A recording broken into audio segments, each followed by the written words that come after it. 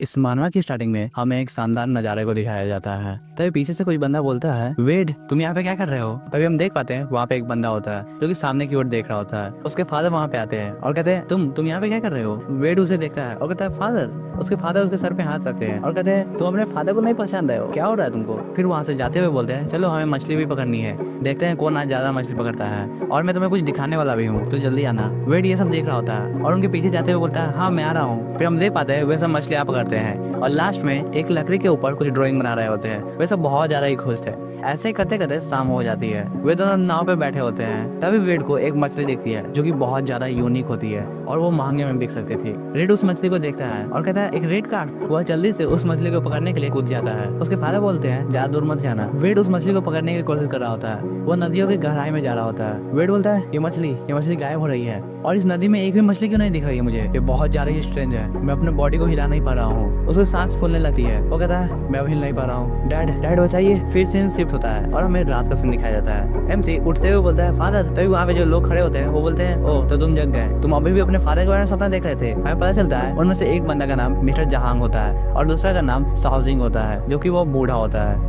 MC अपने हाथों में बंधे रस्से को देखता है और कहता है मैं यहाँ पे क्या कर रहा हूँ। वो बूढ़ा कहता है मिस्टर जहांग बहुत ज्यादा ही चालाक है, उन्होंने इस बच्चे को चारे के तौर पे ले आया जिससे वो वाटर मॉन्स्टर को मार सके। हम देख पाते हैं वो सब नाव पे होते हैं और कहीं जा रहे होते हैं। वो बूढ़ा बोलता है जब से तुम सो रहे थे तब से हम लोग देख रहे थे कि कहीं वाटर मॉन्स्टर तो नहीं आ रहा है। एमसी कहता है क्या मैं फिर से वही सपना देख रहा था। फिर हमें उसके पास स्टोरी के बारे में पता चलता है। वो बताता है 1 महीने हो चुके हैं जब से मैं इस दुनिया में आया हूँ। इस बॉडी का जो ओरिजिनल ऑनर था वो मारा गया था एक बीमारी के कारण और उसकी जगह पे मैं यहाँ पे आ गया हूँ। इस बॉडी का जो ओरिजिनल ऑनर था उसने अपनी माँ को खो दिया था जन्म से ही। उसके फादर ने ही उसे बड़ा किया था लेकिन 3 महीने पहले उसके फादर भी मारे गए एक बीमारी के कारण। उसकी जो फीलिंग्स है वो मेरे दिल में महसूस हो रही है अभी भी, लेकिन मैंने ऐसा कभी भी महसूस नहीं किया है। और 1 महीने पहले मैंने अपना रिलेशनशिप सब कुछ सही कर लिया था लेकिन मैं अब चारे के तौर पे यूज हो रहा हूँ, वो भी एक मॉन्स्टर को पकड़ने के लिए।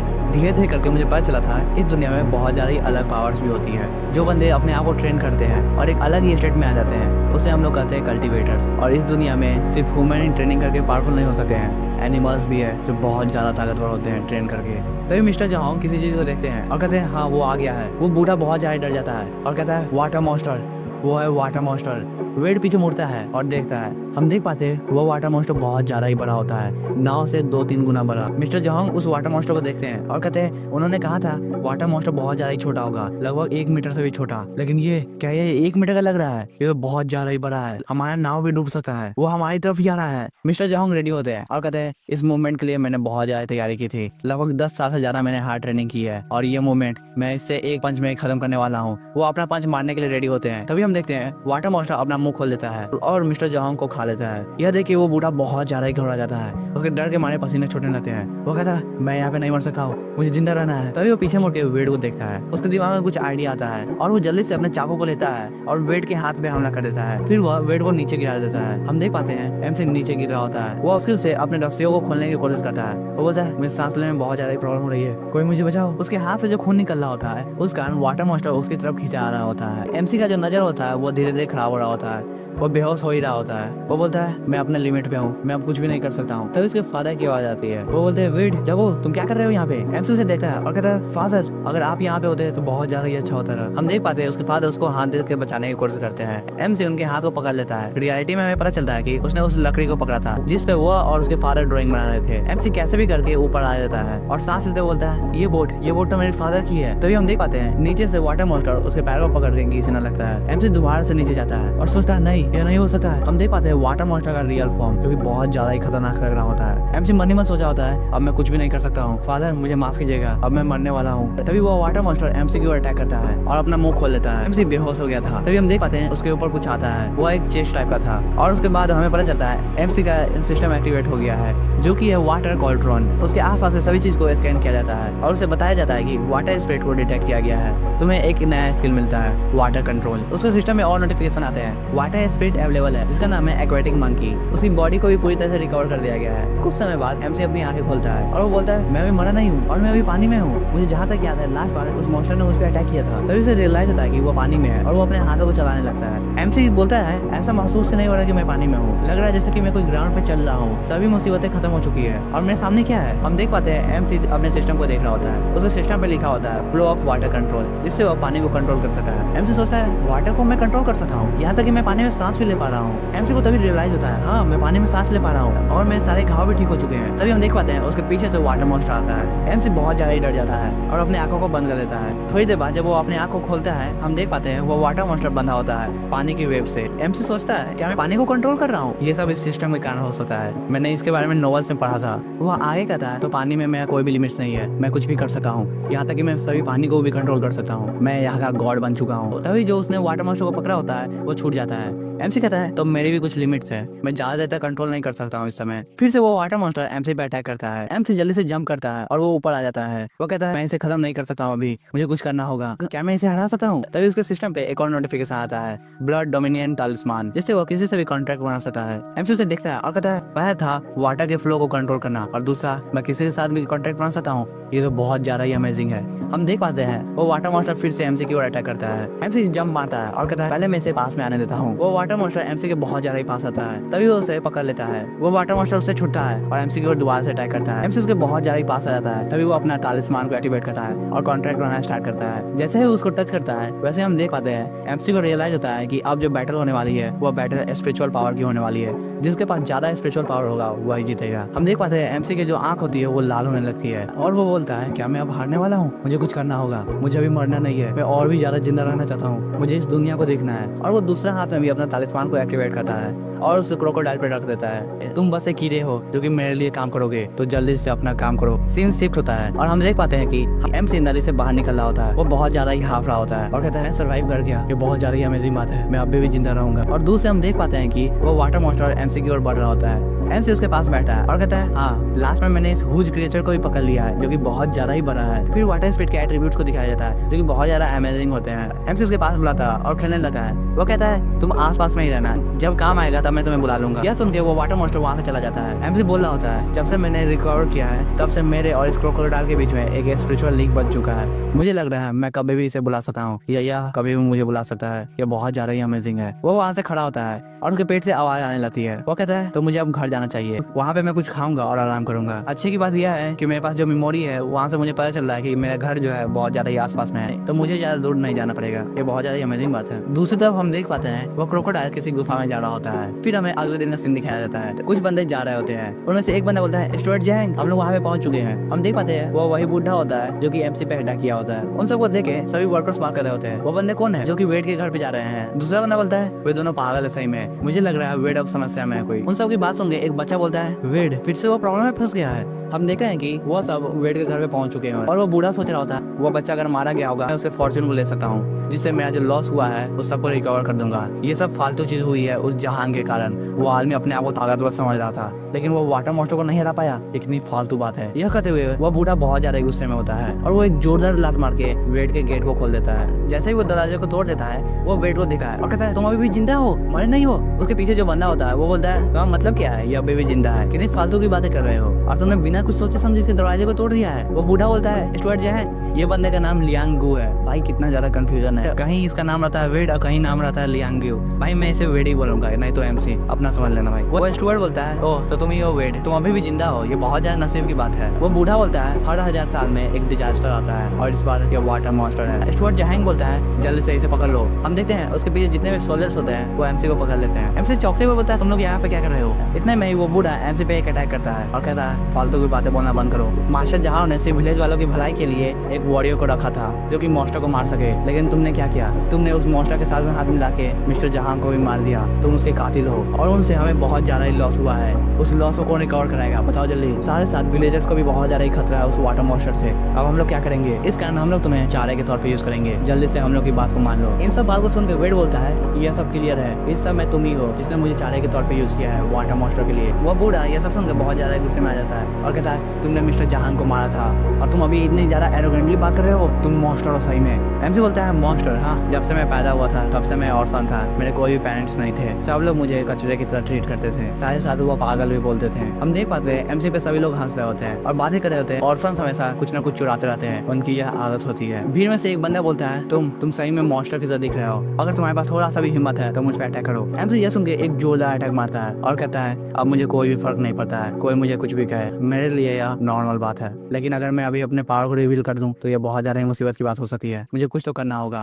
और वो एक जोरदार हेडबट मारता है उस बूढ़े पर, जिससे वो दोनों सोल्जर से छूट जाता है और एमसी नीचे जाके गिरता है। वो नीचे बैठे हुए सोच रहा होता है मुझे सही में मॉन्स्टर क्यों ना बनना पड़े, लेकिन मैं इनमें से किसी न किसी को खत्म कर डालूंगा। वो अपने पानी के कंट्रोल करने की एबिलिटी को यूज करना स्टार्ट कर देता है और कहता है तुम में से कोई ना कोई अभी तो खत्म होने ही वाला है। वो बूढ़ा स्टुअर्ट के पास जाते हुए बोलता है ये बंदा अभी भी हम लोग से फाइट करने की कोशिश कर रहा है, स्टुअर्ट जहाँ कुछ कीजिए, हमें इसे मैनोर ले जाना चाहिए। और वो फिर से अपनी बात को मैनिपुलेट करते हुए बोलता है हमें ऐसे बंदों की बहुत ज्यादा जरूरत है, ये बंदा सही में एक ऑर्फन है, इसके कोई भी पेरेंट्स नहीं है, ये एकदम परफेक्ट होने वाला है। ये सब बात सुन के स्टुअर्ट बोलते हैं हाँ तुम एग्री हो जाओ, मास्टर जहाँ तुम्हें अडॉप्ट करना चाहते हैं एज अ सन, नहीं तो तुम्हारा पैर यहाँ पे तोड़ा जाएगा। फिर अडॉप्शन की बात सुन के सभी लोग बात करने लगते हैं एक और बच्चे को अडॉप्ट किया जाएगा। दूसरा बंदा बोलता है हाँ मैं हाल ही में बहुत चीजों को सुन रहा हूँ, जहाँ मैंने जिसे भी अडॉप्ट करता है वो सब गायब हो रहे हैं, हाल फिलहाल के शहरों में भी ऐसी ही बात हो रही है। तभी उन सबको किसी के आने की आवाज आती है। वो बंदा आते ही बोलता है किसकी हिम्मत हुई वेट पे हाथ उठाने की। हम देख पाते हैं वो विलेज चीफ होते हैं। वो आते ही बोलते हैं मैं विलेज चीफ हूँ, मैं अभी भी जिंदा हूँ, तो तुम लोग यहाँ पे क्या कर रहे हो। स्टुअर्ट उन्हें देख के बहुत ज्यादा चौंक जाता है और कहता है तुम बुड्ढे अभी भी जिंदे हो। चीफ ये सुन के बहुत ज्यादा गुस्सा जाते हैं और कहता है तुम्हें थोड़ा रिस्पेक्ट शो करना चाहिए, मैं अभी भी एक ऑफिशियल हूँ और तुमने यहाँ पे अटैक क्यों किया है। ये सब सुन के स्टुअर्ट बहुत ज्यादा घबरा जाता है और उसके पसीने छूटने लगते हैं। विलेज चीफ और भी आगे बोलने लगते हैं और कहते हैं यहाँ तक तुम्हारे मास्टर जहाँ को भी मेरा रिस्पेक्ट करना चाहिए, अगर उन्होंने थोड़ा भी रिस्पेक्ट नहीं किया तो मैं इस गाँव को उनकी जगह से ले लूंगा। ये सब सुनकर स्टुअर्ट बहुत ज्यादा घबराने लगते हैं और वो बहुत ज्यादा गुस्से में भी होता है। वो कहता है तुम बुड्ढे सही में तुम बहुत ज्यादा ही जिद्दी हो, मैं आज तो फाइट नहीं करूंगा, लेकिन याद रखना जब मैं इन सब चीज़ों को मास्टर जहाँ को बताऊंगा तो ये फाइट अभी तो खत्म नहीं होने वाली है, वह इन फाइट को बहुत ज़्यादा ही लंबा खींचेंगे। तो मैं जा रहा हूँ अभी। वहाँ से जाते हुए बूढ़ा पीछे मुड़ता है और कहता है तुम अपने फादर की तरह हो जो कि अच्छी चीज़ों को अप्रिशिएट नहीं करता है। उन सब के जाने के बाद विलेज चीफ बोलता है वेट जितना हो सके उतना दूर चले जाओ यहाँ से, तुम्हें बहुत ज़्यादा परेशानी होने वाली है। वेट बोलता है अभी मदद के लिए धन्यवाद और वे लोग भी वहाँ से चले जाते हैं। उनके जाने के बाद एमसी अपने वाटर कंट्रोल को यूज करता है और सोचता है मैं आज तो बच गया क्योंकि उन लोगों ने मेरी मदद की, लेकिन फ्यूचर में ऐसा नहीं होने वाला है क्योंकि वे सब मुझ पर बहुत बार अटैक करने आएंगे, आज नहीं तो कल। ग्रैंडपा ने मुझे आज बचाया है लेकिन हर बार ऐसा नहीं हो सकता है, मुझे और ज़्यादा स्ट्रॉन्ग होना होगा और इसमें मुझे ये सिस्टम मदद करेगा, यही तो मेरा एक चांस है। तो इसके एट्रीब्यूट को दिखाया जाता है जिसमें उसका पेट एवोल्यूशन 0.1 से बढ़ता है। एमसी उसे देख के चौंकता है और कहता है वाटर एसेंस। हम देख पाते हैं एमसी सिस्टम में किसी चीज को देख रहा होता है, फिर सीन शिफ्ट होता है और हमें राजस्थान दिखाया जाता है। एमसी नदी के सामने आया होता है और वो अपने पावर को यूज करते हुए बोलता है जब से मैंने उस क्रोकोडाइल को टैम किया था तब से मैं अपने मेंटल एनर्जी से उसे बुला सकता हूँ कभी भी और कहीं भी। हम देख पाते हैं नदी में हलचल होना स्टार्ट हो जाता है और वो क्रोकोडाइल वहाँ से निकलता है। उससे हम देखते हैं कि क्रोकोडाइल का साइज बहुत ज्यादा छोटा हो जाता है। उसे देख के एमसी बहुत ज्यादा चौंक जाता है और कहता है मेरा बड़ा क्रोकोडाइल कहाँ चला गया है और तुम क्या कर रहे हो यहाँ पे। तभी उसका सिस्टम में नोटिफिकेशन आता है कि वाटर बेस्ड जिसे टेम किया जाता है वो अपने एनर्जी के हिसाब से अपने साइज को छोटा या बड़ा कर सकते हैं और जो अभी के फॉर्म में है ये फॉर्म में उसकी बहुत ज्यादा ही कम एनर्जी यूज होती है। एमसी उसे देखा है और कहता है ओ तो जैसा कि मैंने एक्सपेक्ट किया था सिस्टम को बहुत कुछ पता है। फिर वो क्रोकोडाइल से बोलता है तुम्हें वाटर एसेंस के बारे में पता है, जल्दी से मुझे बताओ वो कहाँ पे है और मुझे रास्ता भी दिखाना। यह कहता ही वो क्रोकोडाइल उस नदी में गिर जाता है और उसे रास्ता दिखाना स्टार्ट करता है। एमसी भी उसके पीछे होता है। वे दोनों एक गुफा की ओर बढ़ते हैं। एमसी उस गुफा को देखते हुए कहता है तो ऐसा लग रहा है हम लोग अब अंडर वाटर माउंटेन केव में है। वो जैसे ही उस गुफा में जाता है वो उसे देख के बहुत ज्यादा चौंक जाता है। कहता है ये नजारा कितना ज्यादा ही अच्छा है। और फिर उसकी नजर एक चीज पे पड़ती है। वो कहता है क्या यही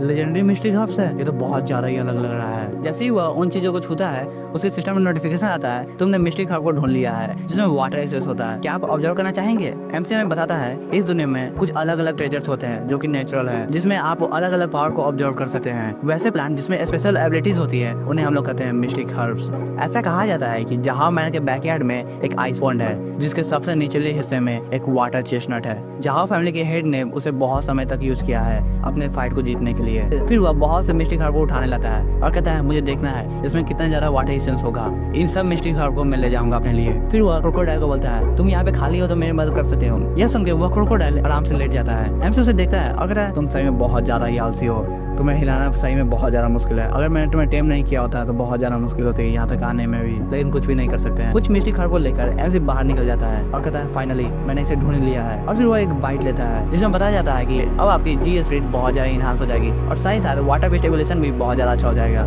एमसी उस बाइट के कारण बहुत ज्यादा खुश होता है और कहता है ये तो बहुत ज्यादा डिलीशियस है। उसे खाते ही उसे बहुत ज्यादा ही वाटर एसेंस मिलता है, उसके वाटर एसेंस बहुत ज्यादा तेजी से बढ़ने लगते हैं और हमें थोड़ी देर बाद सीन दिखाया जाता है। एमसी का पेट पूरी तरह से भर जाता है और हमें उसकी एबिलिटी को दिखाया जाता है जो कि बहुत ज्यादा बढ़ गया होता है। एमसी अपनी एबिलिटी को और देखा और कहता है जी स्पीड सिंक्रोनाइजेशन या वाटर बेस्ड एवोल्यूशन, मुझे किस पे फोकस करना चाहिए। फिर वो थोड़ी देर सोचता है और कहता है मैं अपने आप को इंप्रूव करूंगा और अपने आप को पावर को ऐड करना स्टार्ट कर देता है। हम देख पाते हैं उसका प्रोग्रेस स्टार्ट होता है। एमसी बोलता है मैं महसूस कर सकता हूँ मेरे अंदर जो शक्ति है वो बहुत ज्यादा पावरफुल है। आज से मैं उन सबको खत्म कर डालूंगा जो भी मेरे सामने आएंगे। अगर मैं अपने ताकत के साथ वाटर कंट्रोल एबिलिटी को भी यूज करूँ तो मैं सही में टॉप पे आ जाऊंगा।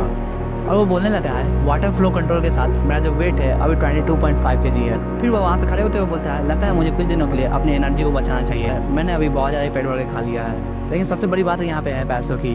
अब क्योंकि उस समय बाद ऑटम खत्म होने वाला है और उस समय क्रोकोडाइल का जो ब्लड फ्लो है वो बहुत ज़्यादा धीमा हो जाता है। वे सब हाइबरनेट करना स्टार्ट कर देते हैं, इस कारण मैं उसे यूज नहीं कर सकता हूँ। तभी हम देखते हैं वो क्रोकोडाइल एक मछली को बाहर निकालता है। एमसी उसे देखता है और बहुत ज़्यादा ही खुश हो जाता है और कहता है मैं तुम्हारी मदद ले सकता हूँ। वो मन ही मन सोच रहा होता है अभी के समय में मैं इसका यूज कर सकता हूँ अपने पैसों की प्रॉब्लम को सॉल्व करने के लिए, मैं इसे अपने मार्केट में बेचूंगा। फिर सीन शिफ्ट होता है और हमें मार्केट का सीन दिखाया जाता है। एमसी के हाथ में एक थैली होती है। वो कहता है मैंने बहुत बड़े मछली को बेचा है जो कि 80 yen में था। ये मेरे लिए बहुत ज्यादा छोटा प्रॉफिट है लेकिन काफी है क्योंकि यहाँ के जो मर्चेंट्स है वो आराम से नेगोशिएट कर लेते हैं। पिछली दुनिया जैसे नहीं है जो कि किसी भी बात को नहीं मानते हैं। फिर वो सोचता है मुझे और भी ज्यादा प्रॉब्लम से डील करनी होगी। पहला प्रॉब्लम है जोहांग के साथ, वो बंदे को मुझे खत्म करना होगा नहीं तो मुझे बहुत ज्यादा ही प्रॉब्लम करेगा वो। तभी हम देख पाते हैं उसके पीछे से वो बूढ़ा आता है और कहता है तुम रेडी हो ना। वो उसे एक मछली दिखाता है और कहता है उस समय हम दोनों के बीच में एक मिसअंडरस्टैंडिंग हो गई थी, इस कारण मैं उसे सॉर्ट आउट करना चाहता हूँ। मैं तुमसे माफी भी मांगना चाहता था लेकिन क्या कॉन्सिडेंस है कि हम लोग एक साथ मिल गए यहीं पे। मैं जो नाव है वो ज्यादा दूर नहीं है तो हम लोग एक साथ आज रात को खा सकते हैं और इस कारण हम लोग की जो मिसअंडरस्टैंडिंग है वो भी खत्म हो जाएगी। वो बूढ़ा बोल तो रहा होता है कि सिर्फ हम दोनों रहेंगे लेकिन मन ही मन सोच रहा होता है हम ही दोनों रहेंगे, देखते हैं तुम कहाँ भागोगे, मैं तुम्हें वहीं पे खत्म कर डालूंगा। वेड हंसता है और कहता है अगर सिर्फ हम ही दोनों रहेंगे तो बहुत ज्यादा आसानी होगी, मुझे कोई डर भी नहीं लगेगा। फिर हमें एक फ्लैशबैक का सीन दिखाया जाता है। कुछ बंदे उस बूढ़े को पकड़े हुए होते हैं। उनमें से एक बंदा कहता है कुछ समय से हम लोग के मेंशन में जो एक्सपेरिमेंट चल रहा है वो सब पेशेंट मारे गए हैं, अब हमारे पास कोई पेशेंट नहीं है और हमें मटेरियल की बहुत ज्यादा जरूरत है जिससे वो अपील को रिफाइन कर सके। और वो लियांग वो बंदा बहुत ज्यादा ही इंपॉर्टेंट है क्योंकि वो एक ऑर्फन है जिसके कोई पेरेंट्स नहीं है। वो बंदा इस काम के लिए एकदम परफेक्ट है, उसको हम लोग अपना मटेरियल बना सकते हैं। क्या तुम समझ गए? हम देखते हैं वो बंदा स्टुअर्ट जोहांग होता है। वो बूढ़ा बोलता है हाँ मैं समझ गया, मैं उस बच्चे को ले आऊंगा, प्लीज आप मुझे छोड़ दीजिएगा, मैं कल आपके पास वो बंदा ले आऊंगा।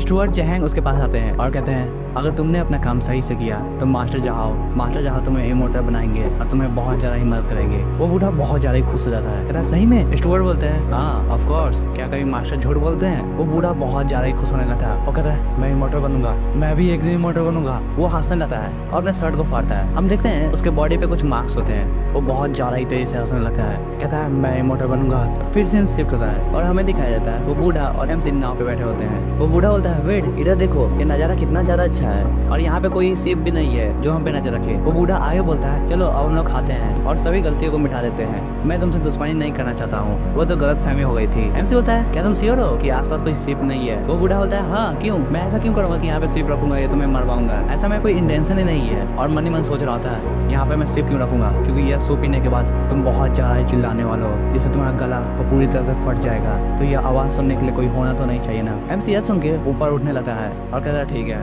वो बूढ़ा बहुत ज्यादा घबरा जाता है और कहता है वेट तुम ये क्या कर रहे हो? हम लोग देखते हैं एमसी ने अपना वाटर कंट्रोल का एबिलिटी यूज किया होता है और उसके मुंह पे वो पानी फेंक देता है। वो बूढ़ा नीचे गिर जाता है और उसे सांस लेने में बहुत ज्यादा ही प्रॉब्लम हो रही होती है। धीरे धीरे उसका आंख भी बंद होने लगता है। फिर सीन शिफ्ट होता है और हमें रात का सीन दिखाया जाता है। वो बूढ़ा धीरे धीरे करके अपनी आंखों को खोलता है और वो देख पाता है उसे रस्सियों से बांधा गया है। उसके सामने एमसी होता है। एमसी कहता है तुम सोते वक्त बहुत ज्यादा ही आवाज करते हो। वो बूढ़े के पसीने छूटने लगते हैं और कहते हैं तुम क्या प्लान कर रहे हो, तुम मेरे साथ क्या करोगे? एमसी उसे एक पोटली दिखाता है और कहता है लगता है तुम्हें बहुत ज्यादा ही घूस मिला है मुझे जहां में से ले जाने के लिए, तो मुझे बताओगे मुझे सब लोग जहां में से क्यों ले जाना चाह रहे हैं? ये लगभग 2 टेल्स है जो कि बहुत ज्यादा होते हैं। वो बूढ़ा बोलता है हाँ मैं एक्सप्लेन करता हूँ, रुको तुम। एमसी पीछे देखा और कहता है क्या ये जगह तुम्हें बहुत ज्यादा फैमिलियर नहीं लग रही है? वो बूढ़ा होता है हाँ यही जगह पे हम लोग वाटर मॉन्स्टर को पकड़ने आए थे कल रात को। तभी वहाँ से वाटर मॉन्स्टर निकलता है, उसे देख के बूढ़ा बहुत ज्यादा घबरा जाता है, उसके पसीने निकलने लगते हैं और कहता है मॉन्स्टर, वो वाटर मॉन्स्टर यहाँ पे है, जल्दी चलो। वो वाटर मॉन्स्टर वेट के बगल में आ जाता है। वेट उसे सहलाते हुए कहता है ये मेरा पेट है जिसे तुम लोग वाटर मॉन्स्टर कहते थे और तुम लोग मुझे भी तो मॉन्स्टर कहते थे ना, क्या मैं गलत हूँ? वो बूढ़ा बोलने लगता है मॉन्स्टर तुम सही में एक मॉन्स्टर हो, प्लीज मुझे छोड़ दो, मैं तुम्हें सब कुछ बता दूंगा जो भी तुम्हें चाहिए। एमसी पूछता है ठीक है तो जल्दी से बताओ बटला जोहांग मुझे जहां मेंशन में क्यों ले जाना चाह रहे थे, क्या जरूरत है, और साथ साथ बहुत से नौकर वहाँ पे क्यों जा रहे हैं और सभी लोग वहाँ से गायब हो जा रहे हैं, इसके पीछे का रीजन क्या है? वो बूढ़ा घबराते हुए बोलता है वे सब लोग बस मटेरियल है क्योंकि मास्टर जहां एक इमोर्टल बनना चाहते हैं और एक इमोर्टल बनने के लिए उन्हें पिल को रिफाइन करना होता है। वे सब लोग बस एक इंग्रेडिएंट है उनके पिल को रिफाइन करने के लिए और कुछ नहीं। और हम देख पाते हैं बहुत से लोगों की एनर्जी एक जगह इकट्ठा हो रही होती है क्योंकि पिल रिफाइन करने में यूज होती है। एमसी कुछ सोचता है और कहता है तुमने बहुत से मासूम लोगों को पकड़ा होगा, है ना? वो बूढ़ा होता है, हाँ मुझे फोर्स किया गया था, इसी कारण मैंने किया, मुझे ये करने में कोई भी खुशी नहीं होती है। और मन ही मन सोच रहा था एक बार मास्टर जहाँ इमोर्टल बन जाए उसके बाद मैं भी तुम्हारा यूज करूंगा एक मटेरियल बनाने के लिए जिससे मैं भी एक इमोर्टल बनूंगा। और वो बोलने लगता है वेट तुम ये क्या कर रहे हो? हम देखते हैं एमसी के हाथ में एक पत्थर होता है जिससे वो उस पर अटैक कर रहा होता है। अगले सीन में देखते हैं एमसी के चेहरे पे खून लगा होता है और कहता है लेकिन तुमने देख लिया, तुमने सब कुछ देख लिया ना कि मैं भी एक मॉन्स्टर हूँ। और मन ने सोच रहा होता है कि अगर मैंने इसे नहीं मारा होता तो जहाँ मेंशन वाले मेरा भी यूज करते और मुझसे भी बिल बनवाते तो यहाँ पे किसी न किसी को तो मरना ही था, मैं नहीं तो ये। और हम देख पाते हैं वाटर मॉन्स्टर उसे नीचे की ओर खींच रहा होता है। वेड आगे सोचता है मुझे और भी ज्यादा पावरफुल होना होगा, इतना ज्यादा पावरफुल कि मैं जहाँ मेंशन से भी टक्कर ले सकूं और मुझे कोई प्रॉब्लम ना हो। वो बूढ़ा नीचे गिर रहा होता है और उसके पेट में से कुछ निकलता है। फिर हमें अगले दिन सीन दिखाया जाता है। हमेशा की तरह ये सीन बहुत ज्यादा ही मस्त है भाई, ये नजारा गजब है। और पानी के अंदर से वेड निकल रहा होता है, वह निकल के वाटर मॉन्स्टर की ओर देखता है, फिर अपने एबिलिटी को यूज करते हुए बोलता है मेरे पास बहुत ज्यादा ही अच्छी एबिलिटी है जिससे मैं कोई भी काम आराम से कर सकता हूँ। और वो आगे बताता है 3 दिन हो चुके हैं जब से मैंने लियाओ तो जहान को मारा था, इस समय से मैं अपने आप शक आने से बचा रहा हूँ। मैं ऐसा एक्ट कर रहा हूँ कि मैं एक नॉर्मल मछली पकड़ने वाला हूँ जो कि रोज मछलियाँ पकड़ता है और उसे बेच देता है। और साथ ही साथ मैं अभी तक लोटस पाउंड में नहीं गया हूँ। और जहाँ तक रही इस नाव की बात तो मैंने सबको बोला था लियाओ ताओ जहांग ने मुझे ये खरीदने के लिए मजबूर किया था और सभी लोग इस बात को मान भी गए थे क्योंकि वो बंदा सही में बहुत ज्यादा क्रूर था। वो आगे बताता है जहाँ फैमिली का इन्फ्लुएंस बहुत ज्यादा है, वो कुछ भी कर सकता है। अगर यहाँ तक कि उन्हें पता चल गया लियाओ ताओ जहांग भी गायब हो चुका है तो वो मुझे भी ढूंढ लेंगे।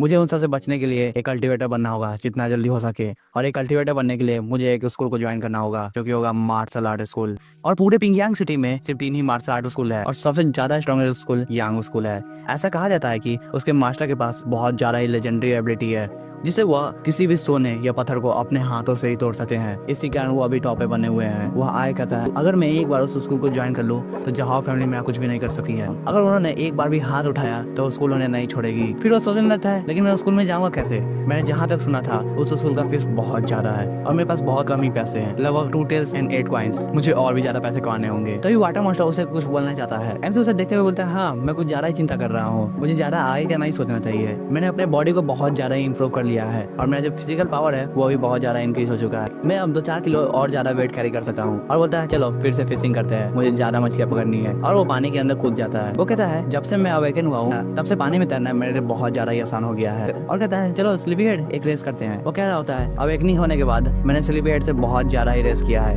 ये मेरा ट्रेनिंग का एक हिस्सा है जिससे मैं स्ट्रॉन्ग बनता हूँ। वो दोनों रेस करना स्टार्ट करते हैं और एमसी एक टेक्निक को यूज करता है और बताता है उस टेक्निक के बारे में। इस टेक्निक में मैं वाटर कंट्रोल एनर्जी को यूज करता हूँ, उसे कंप्रेस करके अपने पैरों के नीचे लाता हूँ और एक बार में सभी एनर्जी को रिलीज करता हूँ जिससे मेरा स्पीड बहुत ज्यादा बूस्ट हो जाता है। इसमें बस एक ही प्रॉब्लम है, इसमें मेरी एनर्जी बहुत ज्यादा ड्रेन होती है। मुझे और किसी चीज के बारे में नहीं सोचना है, मुझे अपने स्पीड को और बढ़ाना है। तभी एमसी के बगल से कुछ निकल के जाता है। एमसी उसे देखता है और सोचता है वह क्या है, क्या वो एक स्पिरिचुअल फिश है? फिर हमें वो फिश के बारे में बताता है। इस दुनिया में कुछ क्रिएचर्स होते हैं जिनके पास स्पेशल एनर्जी होती है। ऐसे फिश जो कि ओशन में रहते हैं उन्हें हम लोग कहते हैं स्पिरिचुअल फिश। और यहाँ पे 2 फिश है। नॉर्मल अक्सर एक फिश को भी ढूंढना बहुत ज्यादा मुश्किल होता है और मैं यहाँ पे 2 फिश को देख पा रहा हूँ। तभी हम देख पाते हैं कि वो दोनों फिश अलग अलग रास्ते पे चले जाते हैं। एमसी स्लीपी हेड को बोलता है जल्दी से आओ, एक फिश का पीछा करो और उसे पकड़ लेना। वो वाटर मॉन्स्टर अपने नॉर्मल फॉर्म में आता है और एक मछली का पीछा करना स्टार्ट कर देता है। एमसी भी एक स्पिरिचुअल फिश का पीछा कर रहा होता है और सोचता है अगर मुझे पहले से पता होता तो मैं अपना फिशिंग नेट ले गया था। फिर वो अपना एक टेक्निक को यूज करता है जिससे बहुत ज्यादा ही बूस्ट अप हो जाता है और फिर वो अपना वाटर कंट्रोल यूज करता है जिससे वो उस मछली को पकड़ लेता है। एमसी उस मछली को पकड़ के बहुत ज्यादा खुश होता है और कहता है मैंने पकड़ लिया है। तभी हम देख पाते हैं उसके पीछे एक मॉन्स्टर आता है। वो मॉन्स्टर अपने टेंटिकल से एमसी पे अटैक करता है। एमसी नीचे जाके गिरता है और खांसने लगता है। हम देख पाते हैं वहाँ पे एक बहुत बड़ा मॉन्स्टर आया होता है। एमसी उसे देखता है और कहता है ये क्या है? मैंने रूमर सुने थे ये एक 6 बार्ड फिश है जो कि इस नदी में रहती है और लोगों को खाती है। मेरा नसीब कितना ज्यादा खराब है कि मैं इससे टकरा गया। हम देख पाते हैं उस मछली का साइज बहुत ज्यादा ही बड़ा होता है। एमसी सोचता है क्या यह ट्रिक इस पे भी काम करेगी और वो अपना वाटर कंट्रोल यूज करना स्टार्ट कर देता है। वो मछली उस वाटर कंट्रोल को तोड़ देता है। एमसी सोचता है ये बहुत ज्यादा डेंजरस है, मैंने सही समय पे रिएक्ट कर लिया है। तभी वो मछली बहुत पास आ जाता है और एमसी पे फिर से अटैक करता है। एमसी उसे देखता है और कहता है क्या ये हंस रही है। इतने में ही वो वाटर मॉन्स्टर वहाँ पे आ जाता है और उस मछली पे अटैक करना स्टार्ट कर देता है। वो अपने पूंछ से अटैक करता है जिससे वो मछली बहुत ज्यादा दूर जाके गिरती है। फिर वाटर मॉन्स्टर फिर से उसके पास जाता है और अपने जबड़े से उस मछली को पकड़ लेता है। एमसी आगे बढ़ते हुए कहता है हाँ ये अभी होगा, ये कभी नहीं, मुझे ये करना होगा। और फिर अपने हाथ में अपने टेक्निक को यूज करता है, ब्लड डोमिनियन तलिस्मान, और उस मछली को भी टेम करने की कोशिश करता है। वो सोचता है मेरे स्पिरिचुअल एनर्जी को बहुत ज्यादा होना चाहिए, तभी मैं इसे कंट्रोल कर पाऊंगा। उसके सिस्टम पे नोटिफिकेशन आने लगता है, ये वार्निंग है, आप ये करना बंद कर दीजिए नहीं तो आप यहाँ पे मारे जाएंगे जल्दी से। एमसी तब भी कुछ नहीं सुनता है और उसे टेम करना स्टार्ट करते रहता है। कुछ समय बाद हम देख पाते हैं वह उस मछली को अपना पेट बना लेता है। फिर वो पानी से निकलता है और इस समय वो बहुत ज्यादा ही हाँफ रहा होता है। वो कहता है मैंने कर दिखाया, मैंने कभी एक्सपेक्ट भी नहीं किया था कि मैं एक 6 बार्बेड फिश को अपना स्पिरिचुअल पेट बनाऊंगा, मैं तो अपना कंट्रोल खो दिया था लगभग। फिर वो हंसता है और कहता है लेकिन मैंने अपना पेट बना लिया और ये रिवॉर्ड मेरे लिए बहुत ज्यादा ही अच्छा है। तो इस सिस्टम में नोटिफिकेशन आता है कि आप अपने 6 बार्बेड फिश को इवॉल्व कर सकते हैं। आपको अपना 800 पॉइंट को खर्च करना होगा, वो भी वाटर एसेंस से, जिससे यह टाइगर हेड वॉल बन जाएगा। एमसी उस मछली को देखता है और कहता है तुम बहुत ज्यादा मोटे हो, इस कारण मैं तुम्हें फैटी कहूंगा। फिर वो अपने पोर्ट से सभी मछलियों को निकालना स्टार्ट करता है और कहता है ठीक है अब मुझे देखना है मैंने आज क्या क्या पकड़ा है। इतने में ही वो वाटर मॉन्स्टर भी अपने मुंह से उस मछली को निकालता है। एमसी उस मछली को देखता है और कहता है क्या ये एक लिटिल स्पिरिट फिश है, ये तो बहुत ज्यादा ही छोटा है। लेकिन तब भी वो वाटर मॉन्स्टर को शाबाशी देता है और कहता है मैं अभी मूव तो नहीं कर सकता हूँ लेकिन मैं तुम्हें भरोसा कर सकता हूँ, तुम सही में बहुत ज्यादा ही रिलायबल हो। फिर हम देख पाते हैं एमसी के बोर्ड पे बहुत ज्यादा मछलियां होती है। उनमें से एक मछली को पकाते हुए बोलता है मैं चेक करता हूँ एक छोटी मछली को खाने के बाद मेरा पावर कितना ज्यादा बढ़ेगा, और उसे तलना स्टार्ट कर देता है। फिर हम देखते हैं एमसी वो छोटी मछली को खा लिया होता है और कहता है इससे मेरा वाटर एसेंस 18 से बढ़ चुका है जो कि बहुत ज्यादा है। फिर वो अपना मैथ का दिमाग लगाना स्टार्ट करता है, एक छोटी मछली को खाने के बाद मेरा 18 एसेंस पॉइंट बढ़ चुका है, अगर मैं बड़े वाले को खाऊंगा तो इससे 3 गुना पावर बढ़ेगा यानी कि 54 पॉइंट्स, जो कि बहुत ज्यादा अच्छे हैं। 54 एसेंस पॉइंट बहुत ज्यादा होते हैं। फिर वो सोचने लगता है मुझे अभी होल्ड बैक करना चाहिए, मुझे पैसे को भी बहुत ज्यादा जरूरत है जिससे मैं स्कूल में जा पाऊँ, और स्कूल मेरे लिए बहुत ज्यादा ही इंपॉर्टेंट है और मेरे पास जो मछलियाँ है ये बहुत ज्यादा है, तो इसे बेच के मुझे कुछ ना कुछ प्रॉफिट तो हो ही जाएगा। फिर हमें अगले दिन के मार्केट का सीन दिखाया जाता है, वहाँ पे बहुत ज्यादा ही भीड़ होती है। एमसी चारों ओर देख रहा होता है तब उसकी नजर एक जगह जाती है, सोचा वहाँ पे क्या चल रहा है, क्या यहाँ पे कोई फेस्टिवल होने वाला है। हम देख पाते हैं वहाँ पे चेन जिचैंग होता है, वो बोलता है सभी लोग यहीं पे आइए, ये है एक स्प्रिट फिश जो कि बहुत साल में एक बार अपेयर होती है और इसका वजन है 1.18 किलोग्राम। सभी लोग बात करने लगते हैं एक स्प्रिट फिश, ये तो बहुत ज्यादा ही अमेजिंग है। और वो बच्चा तो चेन फैमिली का है, ये सही में एक टैलेंटेड बच्चा है। एमसी उसे देखता है और कहता है तो उसने भी एक स्प्रिट फिश पकड़ा है, ये बहुत ज्यादा अच्छी बात है। और वो भीड़ से निकलते हुए उसे देखना चाहता है और कहता है मुझे देखने दो। सभी लोग बात करने लगते हैं क्या ये बंदा लियांग फैमिली का है। दूसरा बंदा बोलता है तुम बहुत ज्यादा जल्दी में हो, तुम्हें भी यहाँ आकर देखना चाहिए। एमसी भीड़ से निकल के उसे देखना स्टार्ट करता है और वो बोलना स्टार्ट करता है हम लोग का जो सांग्राव विलेज है वो सही में बहुत ज्यादा ही विलेज है, उसमें बहुत ज्यादा ही अच्छी मछलियाँ है। मैंने अभी 2 स्प्रिट मछलियाँ पकड़ी है, वो भी एक दिन में। भीड़ के बंदे बात कर रहे हैं ये सब क्या बात कर रहे हैं, वो बंदा एक चैन फैमिली का है और उसने एक मछलियाँ पकड़ी है। एमसी बोलता है मैं इसके बारे में नहीं बात कर रहा हूँ, मैं मतलब मुझसे था, ये देखो मेरे पास भी एक स्प्रिट फिश है। उसे देखे सभी लोग हंसने लगते हैं और कहते हैं इतना ज्यादा बदसूरत फिश, ये पक्का स्प्रिट फिश नहीं हो सकता, मैं तो मान ही नहीं सकता हूँ। सभी लोग हंसने लगते हैं और बुराई करने लगते हैं, उसने जो मछली पकड़ी है वो सही में खराब होगी और ये हाई प्राइस में बिकेगा भी नहीं। तभी वो बंदा एमसी की मछली देखता है और कुछ नहीं बोलता है। उस बंदे के पीछे से एक और आदमी आता है और कहता है क्या वो फिश क्रिम्सन ब्लड फिश नहीं है। हम देख पाते हैं उस बंदे का नाम हुक्यू होता है। सभी लोग बात करने लगते हैं ये तो यांग मार्शल आर्ट स्कूल के मास्टर है। वो मछली पकड़ा हुआ बंदा बोलता है हाँ तुम सही कर रहे हो, और वो सोचने लगता है इसका और ये तो बहुत ज्यादा ही अलग है। जो बंदा खरीदने आया होता है वो कहता है इसका दाम कितना है। वो बंदा घबराते हुए बोलता है तुमने इसका नाम बता दिया था, तुम बता सकते हो इसका फेयर प्राइस कितना होने वाला है। वो बंदा पूछता है हाँ तुम पहले मुझे इसका वजन बता दो। वो बोलता है 1.18 किलोग्राम। वो सफेद बाल वाला बंदा बोलता है ओ तो तुम इसे 3 टेल्स में बेच सकते हो। सभी लोग इसके बारे में बात करने लगते हैं और जो बेचने वाला बंदा होता है वो बहुत ज्यादा खुश होता है और कहता है 3 टेल्स हाँ मैं बेच दूंगा। तभी एमसी अपनी मछली को दिखाता है और कहता है क्या आप मेरी मछली पर नजर डाल सकते हैं, इसका कितना दाम होगा। सभी लोग जो भीड़ में होते हैं वो बात करने लगते हैं उस बच्चे की तरफ देखो वो कितना बेशरम है, तुम्हें क्या लग रहा है तुम मास्टर को बहुत ज्यादा गुस्सा दिला दोगे, ये तो बहुत ज्यादा सस्ता होने वाला है। तभी वो सफेद वाला बंदा उसे देता है और कहता है ये एक हॉर्न एंड पॉम्फ्रेट है, ये तो बहुत ज्यादा ही अच्छा है। एमसी बोलता है हाँ तुमने सही कहा और ये 1.61 किलोग्राम का है। अब मनी मन सोच रहा है ओ तो इसे हॉर्न पॉम्फ्रेट कहते हैं। वो बंदा उसके पास आता है और कहता है मैं इसे 6 टेल्स में खरीद सकता हूँ। सभी लोग ये सुनकर शांत हो जाते हैं और कहते हैं 6 टेल्स, और सारी और बात करते हैं अगर मैं पूरे परिवार के जनरेशन को भी मिला दूं तब भी हम लोग इतना पैसा नहीं कमा सकते हैं। 6 टेल्स बहुत ज्यादा होता है। जो बंदा मछली बेच रहा होता है वो भी बहुत ज्यादा चौंक जाता है। भीड़ से एक बंदा बोलता है सही में ये बच्चा इतना पैसा संभाल भी सकता है कि नहीं। एमसी बोलता है हाँ मैं बेच दूंगा। जो दूसरा बंदा है एक स्प्रिट फिश को रखा होता है वो वहाँ से जा रहा होता है नाराज होकर। एमसी बोलता है लेकिन मैं आपसे एक क्वेश्चन पूछना चाहता हूँ, आपको इस फिश का वर्थ पता है और इसका दाम क्रिम्सन ब्लड फिश से दोगुना है। तो आप मुझे बताइएगा कि इसका कैसा यूज होता है। वो सफेद बाल वाला बंदा बोलता है हॉर्न पम्पलेट को एक मेडिसिनल पिल की तरह यूज किया जाता है। इसे रिफाइनिंग में भी यूज किया जाता है, जिससे तुम अपने एसेंस को बढ़ा सकते हो और एनर्जी को रिफाइन कर सकते हो। साथ साथ तुम्हें ब्रेक थ्रू भी मिल सकता है। ये बहुत ज्यादा ही यूजफुल है और रेयर भी। MC उसे ग्रेटिंग देता है और कहता है मैं समझ गया हूँ और आपका बहुत बहुत शुक्रिया। फिर सीन शिफ्ट होता है और हमें शाम का सीन दिखाया जाता है। MC अपने पैसों को गिन रहा होता है, तभी उसके पीछे कोई बंदा आता है और उसके गले पे हाथ डालता है। वो बोलता है ओह तो तुम तो विलेज के प्राइड को लौटा दिए हो। हम देख पाते हैं वो लिली बाव होता है। MC उसे देख के थोड़ा सा चौंकता है और कहता है ओह ये तुम हो, मैंने तुम्हारा शुक्रिया भी नहीं किया उस दिन के लिए। वो बंदा बोलता है ठीक है तो मुझे अपने सारे पैसे दे दो। MC अजीब से चेहरा बताते हुए बोलता है मैं तुम्हें कुछ पूछना चाहता था। वो बोलता है हाँ बोलो। MC बोलता है तुम्हें पता है यंग मार्शल आर्ट स्कूल में एनरोल करने के कितने पैसे लगते हैं। वो बंदा बोलता है हाँ तुमने सही बच्चे से पूछा है, मेरे फादर ऐसे भी मुझे वहाँ पे भेजना चाहते हैं तो मैं तुम्हें बता सकता हूँ। वो बताना स्टार्ट करता है यंग स्कूल 7 टेस्ट चार्ज करती है, वो भी लॉजिंग और मिल का, और 10 टेस्ट चार्ज करती है लॉजिंग और मिल के साथ, और 20 टेस्ट चार्ज करेगी अगर तुम्हें मेडिसिनल बाथ चाहिए और खाना चाहिए। ये बहुत ज्यादा महंगा है लेकिन ये दोनों एकेडमी से बहुत ज्यादा अच्छा भी है और बहुत ज्यादा ताकतवर। MC मन ही मन सोचने लगता है 7 टेस्ट मैंने बहुत ज्यादा ही पैसे बचाए है, मैं जल्दी ही बचा लूंगा, मुझे और भी ज्यादा मछलियां बेचनी होगी और जल्दी मैं 9 टेस्ट पे पहुंच जाऊंगा, मुझे बस 2 कॉइन चाहिए, बस इतना काफी होगा। वो खड़ा होता है और कहता है मैं तुम्हारे साथ एकेडमी में एनरोल करने जाऊंगा। वो बच्चा जो कि उसके साथ होता है बोलता है ओ तुम बहुत ज्यादा ही पैशनेट लग रहे हो, ठीक है हम लोग एक साथ चलेंगे। और मन ही मन सोच रहा है मेरे पास एक और ट्रेजर फिश है जिसे मैं बेच सकता हूँ। फिर हमें जहां में का सीन दिखाया जाता है। उनमें से एक बंदा बोलता है हम लोग को अभी तक पता नहीं चला कि वो बंदा कहाँ पे है। जहां सही बोल रहा था हमें पहले उस बंदे को ढूंढना होगा, लियांग ग्यू। वो बंदा मुझे लग रहा है कुछ ना कुछ पावर छुपा रहा है। जो बंदा डार्क में होता है वो बोलता है मुझे परेशान मत करो, मुझे और भी ज्यादा काम करने हैं। दूसरा बंदा बोलता है ठीक है ये सब काम मैं कर दूंगा। फिर सीन शिफ्ट होता है और हमें रात का सीन दिखाया जाता है। MC किसी चीज को काट रहा होता है, फिर वो उस चीज को एक पॉट में डाल देता है। हम देख पाते हैं MC कुछ बना रहा होता है, फिर वो उस पॉट का ढक्कन खोलता है। उसका स्मेल बहुत ज्यादा ही अच्छा आ रहा होता है। हम देख पाते हैं वो डिश भी देखने में बहुत ज्यादा ही अच्छा लग रहा होता है। MC उसके सूप को पीता है और उसके बाद बहुत ज्यादा ही खुश हो जाता है। वो कहता है ये तो बहुत ज्यादा ही टेस्टी है और इसका स्मेल वो तो बहुत ज्यादा ही शानदार है। उसे देखकर उसके जो 2 पेट होते हैं उसके मुंह से भी पानी निकलने लगते हैं। वो सभी उस सूप को पीना चाहते हैं। MC ये सब को देख लेता है और अपने ड्रिंक को नदी में गिराना स्टार्ट कर देता है और कहता है तुम भी लोग इसे टेस्ट करो, ये बहुत ज्यादा ही अच्छा है। वो दोनों पेट जल्दी से उस नदी में छलांग मारते हैं और उसे टेस्ट करना स्टार्ट कर देते हैं। हम देखते हैं उसे खाने के बाद MC का जो वाटर एसेंस है 24 से बढ़ जाता है। MC अपने आप को ही देख रहा होता है, वो बहुत ज्यादा ही खुश था और सोचता है इसमें कोई डाउट की बात नहीं है, इस स्प्लिट फिश ने बस थोड़ा सा ही खाना खाया है और मुझे बहुत ज्यादा ही एसेंस पॉइंट दे दिया है। एसेंस पॉइंट कमाना तो मेरे लिए बहुत ज्यादा ही आसानी हो गई है। साथ साथ जो मेरा फिजिकल स्ट्रेंथ है वो भी बहुत ज्यादा अच्छा हो गया है। मैं सही में बहुत ज्यादा लकी हूँ जो मुझे एक और स्प्लिट मिल चुका है। इस स्प्लिट से मुझे वाटर एसेंस बहुत ज्यादा ही आराम से मिल रहा है, मुझे इसे कुछ और भी खिलाना चाहिए। फिर वो बोलता है रुको मेरा टाइम हो चुका है, मैं वो अपग्रेड कर सकता हूँ। लास्ट बार जब मैंने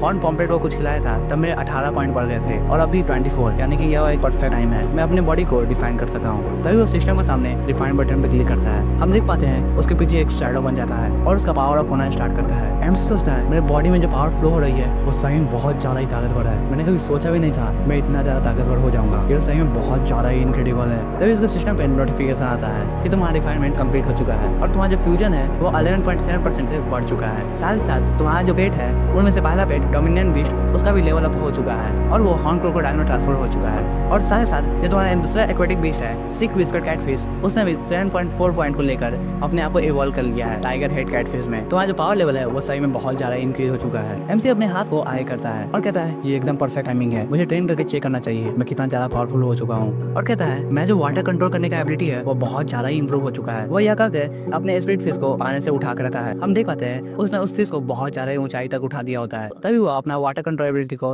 रिलीज कर देता है और वो मछली नीचे जाके गिरता है। MC सोचने लगा है मैंने इसे अपना बचा हुआ खाना दिया था तब भी मेरा वाटर सेंस बहुत ज्यादा ही बढ़ गया था। उस सिस्टम में नोटिफिकेशन आना स्टार्ट हो जाता है कि तुम्हारे क्रोकोडाइल फिश ने 779 पॉइंट्स लिए थे इवॉल्व होने के लिए और एक्वेटिक बीस्ट डोमिनियन ने तुम्हारा 779 पॉइंट्स लिए थे टाइगर हेड में बनने के लिए। तभी अपना पावर को यूज करते हुए MC हाथ में कुछ लाता है और कहता है ये तो बहुत ज्यादा ही इनक्रेडिबल है, क्या इसे किसी ने बनाया है? ये नेचर के द्वारा इसे खुद ही बनाया गया है, ये तो बहुत ज्यादा इंटरेस्टिंग चीज है। वो बताने लगता है ये जो चीज है वो एकदम येन लॉन्ग की तरह दिखती है जो कि है द विंग ड्रैगन, और ये इतना ज्यादा पावरफुल है कि लास्ट बार इसे मंकी के पास देखा गया था जिसका नाम था उजुकी। वो उजुकी के बारे में बताने लगता है वो क्रिएचर बहुत ज्यादा ही अलग था, उसका चेहरा इंसानों की तरह था और उसकी पूरी बॉडी एक स्नेक की तरह थी। वो बंदा अपने पूरे बॉडी को ढके रखता था एक ब्लैक रोब से। तभी वो इतना सोचते ही उस पूरे चीज को मसल लेता है और कहता है मुझे इतना ज्यादा सोचने की कोई भी जरूरत नहीं है, जो होगा देखा जाएगा, मुझे बस स्ट्रॉन्ग बने रहना है और मैं एक दिन बहुत ज्यादा जल्दी ही स्ट्रॉन्ग बन जाऊंगा। वो आगे बताता है कल मुझे जाना है मार्शल आर्ट स्कूल जिससे मैं बहुत ज्यादा स्ट्रॉन्ग हो जाऊंगा, मुझे इतना ज्यादा तो स्ट्रॉन्ग हो जाना है कि मैं जॉब फैमिली के साथ टक्कर ले सकूं। फिर सीन शिफ्ट होता है और हमें अगले दिन के सुबह का सीन दिखाया जाता है। एमसी और उसके फ्रेंड एक कैरेज पे बैठ के जा रहे होते हैं। उसका फ्रेंड बहुत ज्यादा ही एक्साइटेड होता है और कहता है अब हम लोग मार्शल आर्ट अकेडमी में जा रहे हैं, बहुत ज्यादा ही मजा आने वाला है, मैं ट्रेन होकर बहुत ज्यादा स्ट्रॉन्ग भी बन जाऊंगा। तभी वो पीछे मुड़ता है और कहता है मास्टर हम लोग कब तक पहुंच जाएंगे अपने अकेडमी में। वो ऐसे ही करके बहुत सारी बातें करता है। फिर वो बोलता है वेट उधर देखो, वो बंदा सही में बहुत ज्यादा पावरफुल लग रहा है। एमसी को उसके बाद में थोड़ा भी इंटरेस्ट नहीं होता है और ऐसे करते करते पूरा रास्ता खत्म हो जाता है। वे सब पिंग यांग सिटी पहुंच चुके होते हैं। वहाँ एक घर को देख के लगता है वो जगह बहुत ज्यादा ट्रेडिशन को फॉलो करती है। एमसी और उसका दोस्त आगे बढ़ना स्टार्ट करता है और वहाँ पे बहुत ज्यादा मजे भी करते हैं। वे सब मोमोज को खाते हैं जो कि बहुत ज्यादा ही गर्म होता है। फिर वह वहाँ एक क्राफ्टमैनशिप को भी देखते हैं और बहुत ज्यादा ही चौंक जाते हैं क्योंकि सभी लोग बहुत ज्यादा ही अच्छे से पुतले को बना रहे होते हैं।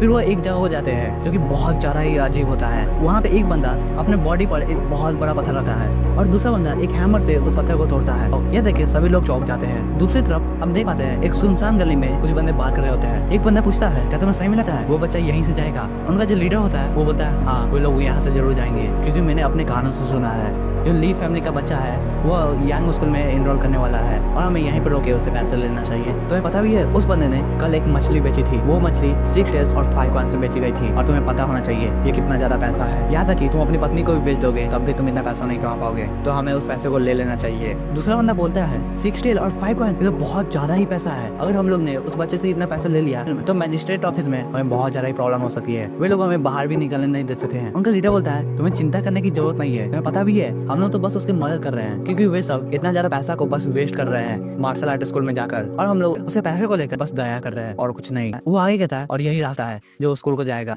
वो बंदे यहाँ से जरूर जाएंगे, हम लोग को बस वेट करना चाहिए। और साथ ही साथ यहाँ के आसपास कोई बंदे भी नहीं है, ये एकदम परफेक्ट जगह है जहाँ पे हम लोग रॉबरी कर सकते हैं और उससे पूरे पैसे ले सकते हैं। फिर सीन शिफ्ट होता है और एमसी और उसका फ्रेंड वही रास्ता से जा रहा होता है। उसकी टीम में जो बंदा होता है वो बोलता है बातें बंद करो अब हमें काम करना चाहिए क्योंकि वे सब आ चुके हैं यहाँ पे।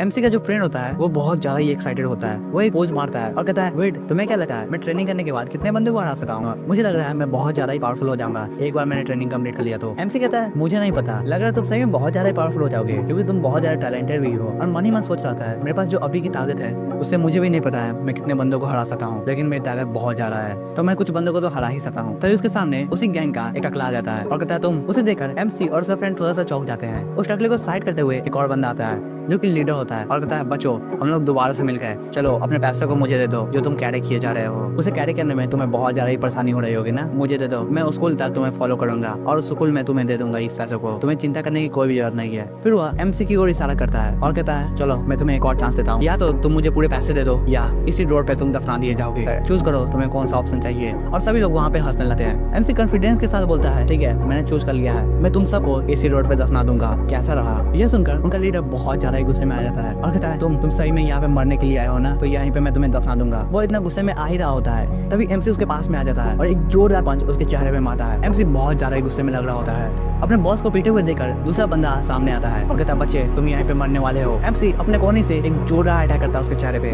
जिससे उसका चेहरा बहुत ज्यादा ही खराब हो जाता है और उसके चेहरे से खून भी निकलने लगते हैं। एमसी यहीं पे नहीं रुकता है, वो उसके बाल को भी पकड़ता है और उसके टीममेट के सामने फेंक देता है। उसका टीममेट इसे देखे बहुत ज्यादा ही चौंक जाता है, उसके पसीने में छूट रहे होते हैं। वो कुछ सोच ही पाता है उतना में एमसी उसके सामने आ जाता है और एक जोरदार पंच उसके चेहरे पर मारता है। उस पंच का इतना इम्पैक्ट था कि वो बंदा सीधा जमीन पे जाके गिरता है और जमीन की धज्जियां उड़ जाती है। हम देख पाते हैं एमसी उस समय बहुत ज्यादा गुस्से में होता है और उसका फ्रेंड उसके स्पीड को देखे बहुत ज्यादा ही चौंक जाता है। कहता है इतना ज्यादा स्पीड, तुमने बस 9 मूव किए और साथ ही साथ पूरे फाइट को खत्म कर दिया, तुम बहुत ज्यादा ही पावरफुल हो चुके हो। एमसी अपने हाथ की ओर देखा है और उसके बाद वो उस इम्पैक्ट को देखा है क्योंकि उसने उस बंदे के गर्दन को पूरे जमीन में धंसा दिया होता है। एमसी सोचता है जैसा कि मैंने एक्सपेक्ट किया था, मेरा जो ताकत है वो बहुत ज्यादा ही बढ़ चुका है, एक नॉर्मल बंदे से तो बहुत ज्यादा ही। एमसी का फ्रेंड उसके पास आता है और कहता है तुम इतना ज्यादा स्ट्रॉन्ग कैसे हो गए हो और कब से तुम इतना ज्यादा स्ट्रॉन्ग हो गए हो, तुम्हें अभी भी कोई मास्टर की जरूरत है, तुम सही में पहले से पावरफुल हो। एमसी अपने फ्रेंड की ओर देखा है और कहता है तुम बहुत ज्यादा जीनियस हो, तुम भी इतना जल्दी स्ट्रॉन्ग हो जाओगे, तुम्हें इतना चिंता करने की जरूरत नहीं है। एमसी उस बात को टालने की कोशिश करता है और कहता है ठीक है हम लोग को आगे बढ़ना चाहिए क्योंकि हम लोग अगर लेट हो गए तो हम लोग रजिस्टर नहीं कर पाएंगे और फिर हम लोग यांग स्कूल में एनरोल भी नहीं कर पाएंगे। एमसी का फ्रेंड उसे अजीब नजरों से देख रहा होता है क्योंकि उसे भी शक हो रहा होता है एमसी पर कि वो इतना जल्दी इतना स्ट्रॉन्ग कैसे हो गया है। कुछ दिन पहले ही एमसी बहुत ज्यादा ही कमजोर था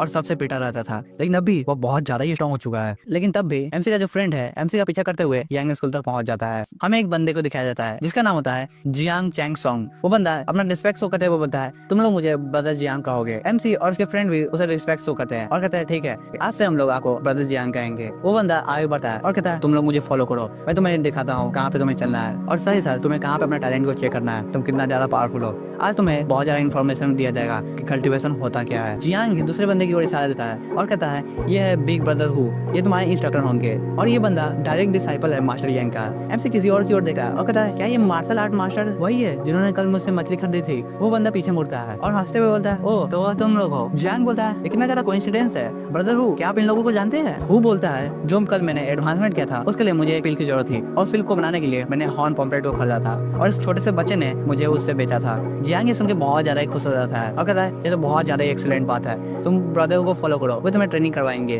और साथ ही साथ तुम आज मार्शल आर्ट स्कूल में रहने वाले हो तो बस चिल करना। वो दोनों ब्रदर हु को रिस्पेक्ट देते हैं। हु बहुत ज्यादा खुश होता है और कहता है ठीक है मुझे फॉलो करो, मैं बताता हूँ तुम लोग को अपना इनर टैलेंट कहाँ पे चेक करना है। वो दोनों थोड़ा सा चौंक जाते हैं और पूछते हैं इनर टैलेंट वो क्या होता है। हु यह सुन के हंसने लगा है और कहता है ओ तुम लोग को इसके बारे में चिंता करने की जरूरत नहीं है, इससे हम लोग यही पता करते हैं कि तुम लोग को कौन सा ट्रेनिंग स्टाइल बहुत ज्यादा अच्छा रहेगा और तुम अच्छे से प्रोग्रेस कर पाओगे। वेट बोलता है लेकिन अभी भी हमें कुछ भी नहीं पता चला है कि यह क्या है, क्या आप हमें बता सकते हैं मार्शल पाथ होता क्या है और साथ ही साथ आप हमें ये भी एक्सप्लेन कर दीजिए कि इसका फंडामेंटल्स क्या है। ये सुनकर ब्रदर हु कुछ सोचने लगा है और कहता है फंडामेंटल हाँ। फिर वो बोलता है मार्शल पाथ 4 स्टेज पे डिवाइडेड है, पहला स्किन, दूसरा फ्लेश, तीसरा बोन और चौथा है ब्लड। वो आगे बताता है जो पहला है वो है स्किन स्टेज, उसमें जो तुम्हारी बॉडी है वो बहुत ज्यादा टफ हो जाती है और तुम्हारा जो डिफेंस है वो बहुत ज्यादा इंक्रीज हो जाता है जिसे कोई भी नहीं तोड़ सकता है। हम फोटो में देख सकते हैं उस बंदे पर बहुत ज्यादा तलवारें लग रही होती है लेकिन उस बंदे पर कुछ भी असर नहीं होता है, यहाँ तक कि बहुत तलवारें टूट भी जाती है। दूसरा है फ्लेश स्टेज, यानी कि उसमें तुम्हारा फिजिकल स्ट्रेंथ बहुत ज्यादा ही बढ़ जाएगा और तुम किसी भी बंदे को एक हाथ से उठा सकते हो, उसमें तुम्हें कोई प्रॉब्लम नहीं होगी। तीसरा है बोन स्टेज, जिसमें तुम अपने पावर को बहुत ज्यादा ही अनलीज कर सकते हो जितना तुम चाहो और तुम एक पंच में ही पूरे के पूरे पत्थर को तोड़ सकते हो। और लास्ट में आता है ब्लड स्टेज, जिससे तुम्हारी बॉडी की जो कैपेबिलिटीज है वो बहुत ज्यादा ही बढ़ जाती है और तुम एक मैक्स लेवल पे पहुंच जाते हो। लेकिन सबसे ज्यादा एसेंशियल है वो है रिफाइन। ये सब कुछ एक ही वर्ड से बना है, उसे ही हम लोग कहते हैं रिफाइन। एक नॉर्मल पर्सन जितना भी रिफाइन कर ले लेकिन उसका भी कोई एक लिमिट होता है, उस लिमिट के आगे वो कभी भी नहीं बढ़ सकता है। उस लिमिट को ओवरकम करने के लिए उसे 2 चीज की जरूरत पड़ेगी, वो है टेक्निक और पिल्स। एनसी उसका फ्रेंड पूछता है टेक्निक और पिल्स वो क्या होता है। ब्रदर हु आगे समझाता है टेक्निक रेफर होता है ट्रेनिंग मेथड्स को लेकर, यानी कि जैसे कि तुम यांग स्कूल में आए हो तो हम लोग के पास 3 कॉम्बैट स्टाइल है और तुम्हें जो सबसे ज्यादा सूटेबल है उसी को तुम आगे लेके प्रोग्रेस करोगे और तुमने गलती की तो तुम्हारा कल्टीवेशन बहुत ज्यादा खराब हो जाएगा। एमसी सोचता है ओ कल्टीवेशन टेक्निक और पूछता है तो पिल का क्या है। ब्रदर हु आगे समझाते हैं देखो टेक्निक एक सीढ़ी है जिसे फॉलो करके तुम आगे बढ़ सकते हो, लेकिन उस सीढ़ी पे चढ़ने में तुम्हें बहुत ज्यादा परेशानी होने वाली है और सीढ़ी पे अच्छे से चढ़ने के लिए और बहुत ज्यादा तेजी से चढ़ने के लिए तुम्हें किसी और चीज की भी जरूरत होगी, उसे हम लोग कहते हैं पिल। पिल खाने के बाद तुम्हारी पावर बढ़ने लगेगी और तुम आराम से प्रोग्रेस कर पाओगे। वो आगे बताते हैं जो हॉर्न पॉम्पलेट मैंने कल खरीदा था वो भी एक तरह का पिल था। वेड ये सब सुन के बहुत ज्यादा ही चौंक जाता है और कहता है ये तो बहुत ज्यादा ही औसम है, तो मैं जितना पिल खाऊंगा उतना ज्यादा इनहांस हो पाऊंगा और मैं कल्टीवेशन में बहुत ज्यादा प्रोग्रेस करेगा। ब्रदर वो आगे बताते हैं तो चलो तुम लोग को इतना ज्यादा चिंता करने की जरूरत नहीं है, जो मार्शल पाथ है वो बहुत ज्यादा ही लंबा है, तुम्हें धीरे धीरे करके एक एक स्टेप लेना होगा और एक दिन तुम बहुत ज्यादा पावरफुल आदमी बन जाओगे। वेड बताता है बिग ब्रदर आपका बहुत बहुत शुक्रिया, अब हम लोग इनर टैलेंट को अपना चेक करेंगे। दूर से एमसी को कोई देख रहा होता है और हमें पता चलता है वे सब अच्छे आदमी तो नहीं है। उनसे एक बंदा बोलता है तो यही बंदा है जिसके बारे में तुम बात कर रहे थे, उस बंदे का नाम है लू यांगाई। पीछे से एक बंदा सामने आता है और कहता है हाँ तुमने सही कहा, तुम्हें इस बंदे को मार्शल आर्ट स्कूल से बाहर निकालना है और जो चाहो वो तुम ले सकते हो। उस बंदे का नाम जहाओ जू युआन होता है और जहाँ तक लगता है ये बंदा जहाओ फैमिली से है जहाँ से एमसी का विलेज है। फिर हमें एक फ्लैशबैक का सीन दिखाया जाता है और बताया जाता है कि उस बंदे ने एमसी को बाहर निकालने के लिए क्यों कहा था। बटलर दूसरे बंदे से कह रहा होता है सर लियांग ग्यू जो बंदा है वो 15 साल का है और वो बंदा रिफाइनिंग पिल बनाने के लिए सबसे बेस्ट मटेरियल है, वह यंग थर्ड मास्टर की एज का ही होगा और वो बंदा एक ऑर्फन है। अगर हम लोग उसे किडनैप भी कर लेंगे तब भी कोई प्रॉब्लम नहीं होने वाली है क्योंकि उसके बारे में कोई भी नहीं पूछेगा। बटलर आए कहता है अगर हम लोग ने एक बार उसे कैप्चर कर लिया और उससे उस पिल को रिफाइन किया तब जब मास्टर जहाओ का बॉडी है वो एकदम अच्छा हो जाएगा। फिर हमें जहाओ को दिखाया जाता है जो कि इस पूरे घर का लीडर ही होगा। वो बताता है हाँ तुमने सही कहा, बचपन से ही युआन की जो बॉडी है वो बहुत ज्यादा ही कमजोर थी, उसे वाइटल पिल दिया जाता था जिससे वो जिंदा रह सके, लेकिन आज तक उसकी एज का एक भी वाइटल पिल नहीं मिला है। लगभग वो इम्पॉसिबल ही था, लेकिन यह बंदा लियांग ग्यू बिना कोई डाउट का ये एक बेस्ट मटेरियल है, इसको कैसे भी करके ले आओ, हमें इसकी जरूरत होगी। लेकिन मैंने जहाँ तक सुना था उस बंदे ने यांग मार्शल आर्ट स्कूल में एनरोल करने का प्लान किया है। उस स्कूल का जो प्रिंसिपल है वो बहुत ज्यादा ही खतरनाक है, अगर हमने कुछ भी किया उस बच्चे के साथ तो बहुत ज्यादा ही प्रॉब्लम हो सकती है। ये सब बात वो बंदा बाहर से सुन रहा होता है। बटलर बोलता है ठीक है मास्टर मैं समझ गया, तो मैं अब जा रहा हूँ। फिर वो कागज को वाइन पे फेंक देता है। वो बंदा उस कागज को उठाता है, हम देख पाते हैं उसमें एमसी की फोटो होती है। वो बंदा एमसी की फोटो को देख रहा होता है और कहता है मुझे कैसे भी करके सेलेस्टियल पिल चाहिए जिससे मैं इमॉर्टैलिटी तक पहुंच सकूं और जो भी मेरे सामने आएगा वो सब मारा जाएगा। वो यह कहकर ही उस पूरे पेपर को चलने लगता है। वो बंदा उस समय बहुत ज्यादा गुस्से में भी होता है। फिर हमें अब्बी का सीन दिखाया जाता है। एमसी का दोस्त चौंकते हुए कहता है किसने सोचा था तुम एक फर्स्ट क्लास बोर्न टैलेंट हो गए और मैं बस एक अपर मिडिल क्लास रह गया हूँ। मुझे और भी ज्यादा ट्रेनिंग करनी चाहिए। वो गुस्से में बोलता है तुमने कुछ ना कुछ किया होगा, तुमने इतनी ज्यादा ट्रेनिंग कैसे कर ली मुझे बताओ। एमसी कहता है मुझे लग रहा है मैं कुछ ज्यादा ही टैलेंटेड हूँ। वो बंदा एमसी के पास आ रहा होता है और कहता है रुको मेरे लिए तो रुक जाओ, मैं तुम्हारा दोस्त हूँ, वेट करता है जल्दी से आओ, हमें अब ट्रेनिंग फील्ड की ओर भी जाना चाहिए, हमें वहाँ पे ट्रेनिंग करना है। उसका दोस्त सामने कुछ देख रहा है और चौंक जाता है। हम देख पाते हैं उसके सामने चेन जी चैंग होता है जो कि उसके विलेज से ही होता है। एमसी का जो फ्रेंड होता है वो सामने आता है और कहता है चेन जी चैंग तुम यहाँ पे क्या कर रहे हो। चैंग बोलता है तुम लोग यहाँ पे हो सकते हो तो मैं क्यों नहीं, मैं भी यहाँ पे एनरोल करने के लिए आया हूँ और मुझे भी पावरफुल बनना है। वो दोनों लड़ने लगते हैं। चेंग बोलता है तुम क्या करना चाह रहे हो, तुम्हें यहाँ पे लड़ना है क्या। वेड उन सबको रोकने के लिए कहता है क्योंकि यहाँ पे फाइट करने से बहुत ज्यादा प्रॉब्लम हो सकती है। वेड आए कहता है हम लोग एक ही विलेज से है तो यहाँ पे हमें कोई भी सीन क्रिएट नहीं करना चाहिए। फिर वेड चैंग को रिस्पेक्ट शो करता है और मन ही मन सोचा होता है चेन जी चैंग ये बंदा सेम ही विलेज से है जहाँ से मैं हूँ और ये जो सामने वाला बंदा है वो 2 साल बड़ा है मुझसे, साथ ही साथ इसका जो रिलेशन है इस बॉडी के रियल ऑनर से वो बहुत ज्यादा ही अच्छा है तो मुझे भी अच्छे से बात करना चाहिए। फिर वो रिस्पेक्ट शो करते हुए बोलता है भरत जी आप भी यहाँ पे ट्रेन करने के लिए आए हो इस मार्शल आर्ट स्कूल में। चैंग बोलता है हाँ तुमने सही कहा, कुछ समय से जिसके पास पावर होता है वही ज्यादा ताकतवर होता है और इस दुनिया में जिसके पास पावर नहीं है वो सबसे ज्यादा कमजोर है, उसे कोई भी मार के जा सकता है। मैंने बहुत सारी मछलियां बची जिससे मेरे पास बहुत ज्यादा पैसे भी हो गए हैं और मैं यहाँ पे आया हूँ एक मार्शल आर्ट बनने जिससे मैं पावरफुल हो सकूँ। वेड बोलता है तो हम लोग को एक साथ चलना चाहिए ट्रेनिंग फील्ड में, ब्रदर हु अपना ट्रेनिंग का लेसन स्टार्ट करने वाले होंगे। उसका दूसरा फ्रेंड बोलता है हाँ हमें जल्दी चलना चाहिए ऐसा हम लोग लेट हो सकते हैं। फिर सीन शिफ्ट होता है और हमें ट्रेनिंग ग्राउंड का सीन दिखाया जाता है। वहाँ पे सभी लोग बहुत ज्यादा ट्रेनिंग कर रहे होते हैं, उनके शरीर से पसीने गिर रहे होते हैं। फिर हमें एमसी के फ्रेंड का सीन दिखाया जाता है जो कि बहुत ज्यादा परेशानी में था, उसे खड़े होने में बहुत ज्यादा प्रॉब्लम हो रही होती है। फिर हमें एमसी को भी दिखाया जाता है, वो भी ट्रेनिंग कर रहा होता है, उसका पूरा का पूरा शरीर कांप रहा होता है, उसके चेहरे से पसीने गिर रहे होते हैं। तभी ब्रदर हु कहते हैं सभी लोग रुक जाओ, अभी के लिए तुम लोग आराम कर सकते हो, आफ्टरनून से ब्रदर हु तुम लोग का प्रैक्टिस को स्टार्ट करेंगे। यह सब सुन के सभी लोग आराम करने लगते हैं और सभी की सांसें फूलने लगती है। एमसी और उसके जो दोस्त सब होते हैं वो एक पेड़ के नीचे जाके बैठ जाते हैं और आराम करने लगते हैं। उनका एक फ्रेंड कहता है मैं तो बहुत ज्यादा थक गया हूँ, मुझे लगता है मुझे यहीं पे गिव अप कर देना चाहिए, मैं मार्शल आर्ट स्कूल के लिए नहीं बना हूँ। चैंग बोलता है तुमने सही कहा, तुम सही में एक बर्बाद आदमी हो जो कुछ भी नहीं कर सकता है और कमजोर ही मरोगे। उसी समय एमसी के सामने कोई आता है और कहता है तुम वही हो ना जो कि मछली पकड़ता है और उस विलेज से आए हो ना। हम देख पाते हैं वो लू यांग गाय होता है। वो बंदा बोलता है तुम लोग यहाँ पे क्या कर रहे हो। पीछे से एक और बंदा बोलता है हाँ ये तीनों मछली पकड़ते हैं, इन लोगों तो यहाँ पे होना भी नहीं चाहिए। उनका लीडर बोलता है और तुम लोग में से सभी लोग मुझे 2-2 टेस्ट दे दोगे तो मैं तुम्हें यहाँ पे रहने दूंगा, नहीं तो यहाँ से निकल जाओ। ये सुन के एमसी का जो दोस्त होता है वो बहुत ज्यादा गुस्से में आ जाता है और कहता है तुम। चैंग उसे रोकते हुए कहता है हमें यहाँ पे शांत रहना चाहिए, नहीं तो ब्रदर हु के लिए हम लोग परेशानी खड़ी कर सकते हैं, जितना ज्यादा शांत रहे उतना ज्यादा ही अच्छा है, हम लोग बात करके भी सब कुछ सॉल्व कर सकते हैं। एमसी मन ही मन सोचा होता है मेरे पास जो अभी का पावर है मुझे पता भी नहीं है कि मैं इन तीनों को हरा भी पाऊंगा कि नहीं। मैंने उन लुटेरे को हरा दिया था क्योंकि वो सब मार्शल आर्ट को नहीं जानते थे, लेकिन ये जो बंदे हैं वो सब बहुत ज्यादा ही पावरफुल है और इन्होंने मार्शल आर्ट को ट्रेनिंग भी किया है। उन सबका जो लीडर होता है वो गुस्से में बोलता है तुम लोग मुझसे फाइट करना चाहते हो ना, चलो आ जाओ मैं तुम्हें बताता हूँ एक मार्शल आर्टिस्ट का पावर क्या होता है। मैंने अभी अभी स्किन बैरियर को ब्रेक किया है, मुझे टेस्ट भी करना है मैं कितना ज्यादा पावरफुल हुआ हूँ। एमसी ये सुन के बहुत ज्यादा चौंक जाता है और कहता है स्किन बैरियर, अगर हम लोग पानी में होते तो शायद मैं इससे जीत सकता था, लेकिन अभी यहाँ के आसपास थोड़ा भी पानी नहीं है, मुझे वेट करना चाहिए और इस मैटर को सॉल्व करना चाहिए। एमसी का जो दोस्त होता है वो बहुत ज्यादा ही घबरा जाता है और कहता है ये तो बहुत ज्यादा ही बुरी बात है, ये बंदा स्किन बैरियर पे है, हम इससे फाइट भी नहीं कर सकते हैं, हम लोग तो अभी अभी इस एकेडमी में आए हैं। तभी पीछे से कोई बंदा बोलता है लो यांकाई तुम लोग यहाँ पे क्या कर रहे हो। यह आवाज सुन के सभी लोग बहुत ज्यादा चौंक जाते हैं और उन सबके पसीने छूटने लगते हैं। हम देख पाते हैं यह आवाज ब्रदर हु की होती है। वो कहते हैं अगर तुम लोग खाली बैठे हो तो जल्दी से जाके अपने पोस्टर को ट्रेन करो आधा घंटा के लिए, ये मेरा ऑर्डर है। उन सबका जो लीडर होता है वो एमसी की ओर देखते हुए बोलता है तुम लोग आज तो बच गए, लेकिन मैं तुम तीनों को अपनी जगह दिखा के रहूंगा, यहाँ पे तुम्हें नहीं आना चाहिए था।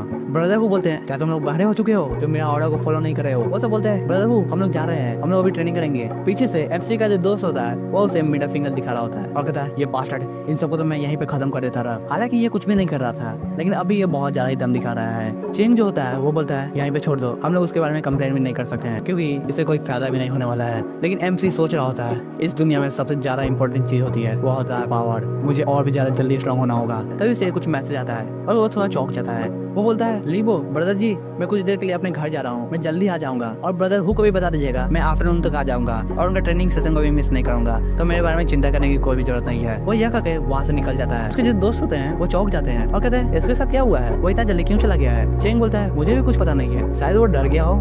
एमसी भागते हुए सोच रहा होता है नहीं यह नहीं हो सकता है, जो लोटस फील्ड है वो खतरे में है, वहाँ पे कोई ना कोई आ गया है, मुझे अपने लोटस फील्ड को बचाना होगा क्योंकि वह जगह मेरी ही है, मैंने वहीं पे ट्रेन किया है, मुझे और भी ज्यादा पावरफुल होने के लिए लोटस फील्ड की जरूरत है, तो मैं वह किसी को लेने नहीं दूंगा। वो बहुत ज्यादा तेजी से भाग रहा होता है। फिर सीन शिफ्ट होता है और हमें रात का सीन दिखाया जाता है। एमसी के जो दोस्त होते हैं वो सब आराम से घूम रहे होते हैं और बात कर रहे होते हैं वेड के साथ हुआ क्या है। वो इतना जल्दी अपने घर क्यों चला गया और पूरा दिन बीत चुका है लेकिन वो अभी तक नहीं लौटा। मुझे बहुत ज्यादा चिंता हो रही है उसके बारे में। चेंग बोलता है तुम इतना ज्यादा चिंता क्यों कर रहे हो, उसका कोई काम होगा, उसका वो घर चला गया है, शायद वो कुछ भूल गया होगा। इतना कहते ही वो दोनों फिर से लड़ने लगते हैं और कहते हैं तुम्हें मुझसे लड़ना है क्या। चेंग कहता है तुम अब मुझसे बहुत ज्यादा ही पिटने वाले हो, तुम मुझसे बहुत ज्यादा ऊंची आवाज में बात भी कर रहे हो, यहाँ पे शांत हो जाओ। तभी उन सबको कुछ आवाज आती है। वैसे उस आवाज की ओर देखते हैं, हम देख पाते हैं एक बंदा ताली बजा रहा होता है और कहता है ये तो बहुत ज्यादा ही अच्छी बात है, भगवान तो आज बहुत ज्यादा ही दयालु है, तुम लोग फिर से मुझसे मिल गए हो ना, अब मैं तुम्हें बताऊंगा तुम लोगों की जगह कहाँ पे है। हम देख पाते हैं वो वही बंदा होता है जो कि सुबह में परेशान कर रहा होता है। वो कहता है इस बात तो बिग ब्रदर हु भी तुम्हें नहीं बचा पाएंगे। उसे देखे वो दोनों बहुत ज्यादा ही चौंक जाते हैं। तभी हम देख पाते हैं उस बंदे के पीछे बहुत सारे बंदे होते हैं। वो बंदा बोलता है ठीक है तो मैं तुम दोनों को यहीं पे खत्म करूंगा। इतना कहते ही सीन स्लिप हो जाता है और हमें ले का सीन दिखाया जाता है। MC अपने स्पिरिट बीस्ट के साथ वहाँ पे आया होता है और सोच रहा होता है ऐसा पॉसिबल ही नहीं हो सकता है, मेरे जो स्पिरिट बीस्ट है वे सब इवॉल्व हो चुके हैं और वो एक स्किन रेन के बंदे जितना पावरफुल हो चुके हैं, तो वो सब इतना डर कैसे गए। जो उन्होंने मुझे एक मैसेज भेजा था, अभी तक उन्होंने एक बार भी मुझे मैसेज नहीं किया था, वो किस टाइप का क्रिएचर होगा जो इन्हें बहुत ज्यादा डरा दिया है। वो इतना सोच ही रहा होता है तभी वो उस गुफा की ओर पहुंच जाता है और कहता है मैं पहुंच गया हूँ। वो वहाँ से झाड़ियों को हटाता है और उस गुफा में एंट्री करता है। वो उस गुफा में एक निशान को देखता है और सोचता है यह निशान ये तो बहुत ज्यादा ही बड़ा है, यानी कि जो बिस्ट यहाँ पे है वो सही में बहुत ज्यादा ही बड़ा होगा, मुझे सतर्क रहना चाहिए। उसके जो स्पिरिट बिस्ट होते हैं वो सभी छोटे वाले फॉर्म में आ जाते हैं। MC सामने की ओर देखा है और कहता है तो लास्ट बार मैंने स्पिरिट फिश को खाया था, इस कारण मेरा जो फ्यूजन लेवल है वो 11.7 से बढ़ गया है और मैं 35 लीटर वाटर को कंट्रोल कर सका हूँ। ये तो बहुत ज्यादा ही अच्छी बात है, लेकिन सबसे ज्यादा इंपॉर्टेंट बात ये है जो मेरा अंडर वाटर परसेप्शन है स्किल है वो 1 मीटर से बढ़ के 6 मीटर तक हो चुका है, यानी कि मैं 6 मीटर तक सब कुछ देख सकता हूँ पानी में पूरा डिटेल से जो कुछ भी हो रहा है। तभी वो सामने कुछ देखता है, उसके पसीने छूटने लगते हैं और वो बहुत ज्यादा डर जाता है। वो कहता है ये कितना ज्यादा बड़ा है,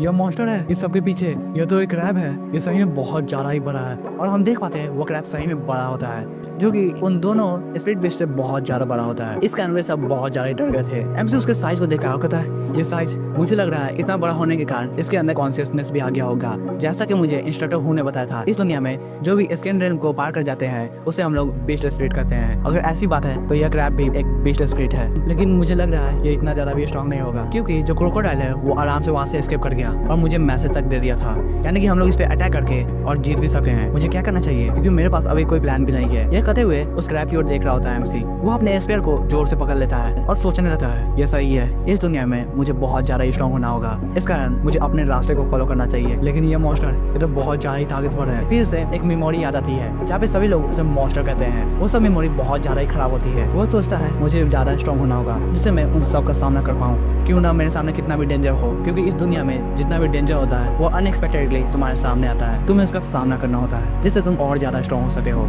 जब तक तुम इस दुनिया में रिस्क नहीं लोगे तब तक तुम स्ट्रॉन्ग नहीं हो पाओगे। और मेरे सामने जो मॉन्स्टर है वो भी मेरे लिए एक डेंजर होगा। अगर मैंने इसे हरा दिया तो मैं और ज्यादा पावरफुल हो जाऊंगा, मुझे गिव अप नहीं करना चाहिए। वो अपने स्पेयर में पावर को यूज करता है और कहता है मुझे और भी ज्यादा पावरफुल होना है क्योंकि मुझे लाई तो जहांग ने मुझे मारने की कोशिश की, इस कारण वो मारा गया। और तुम मेरे लोटस फील्ड को लेना चाहते हो, तुम भी यहाँ पे मारे जाओगे। चलो देखते हैं किसके पास ज्यादा स्किल है। फिर वो अपने स्पिरिट बीस्ट को अटैक करने के लिए आगे भेज देता है और कहता है चलो देखते हैं कौन ज्यादा पावरफुल है। फिर सीन शिफ्ट हो जाता है और हम देखते हैं MC के जो दोस्त होते हैं वो सब पिट रहे होते हैं। उनका लीडर सामने आता है और कहता है तुम्हें बहुत ज्यादा हिम्मत है, तुम्हारे साथ जो बंदा था वो कहाँ गया, कहीं पे छुप गया है क्या। वो बंदा नीचे गिरा हुआ था। वो अपने पास में एक पत्थर को देखता है, वो उस पत्थर को पकड़ के उस बंदे के चेहरे पे मारता है और कहता है वेड अपने घर पे गया है, तुम्हें कोई प्रॉब्लम है। हम देख पाते हैं वो पत्थर पूरी तरह से टूट जाता है।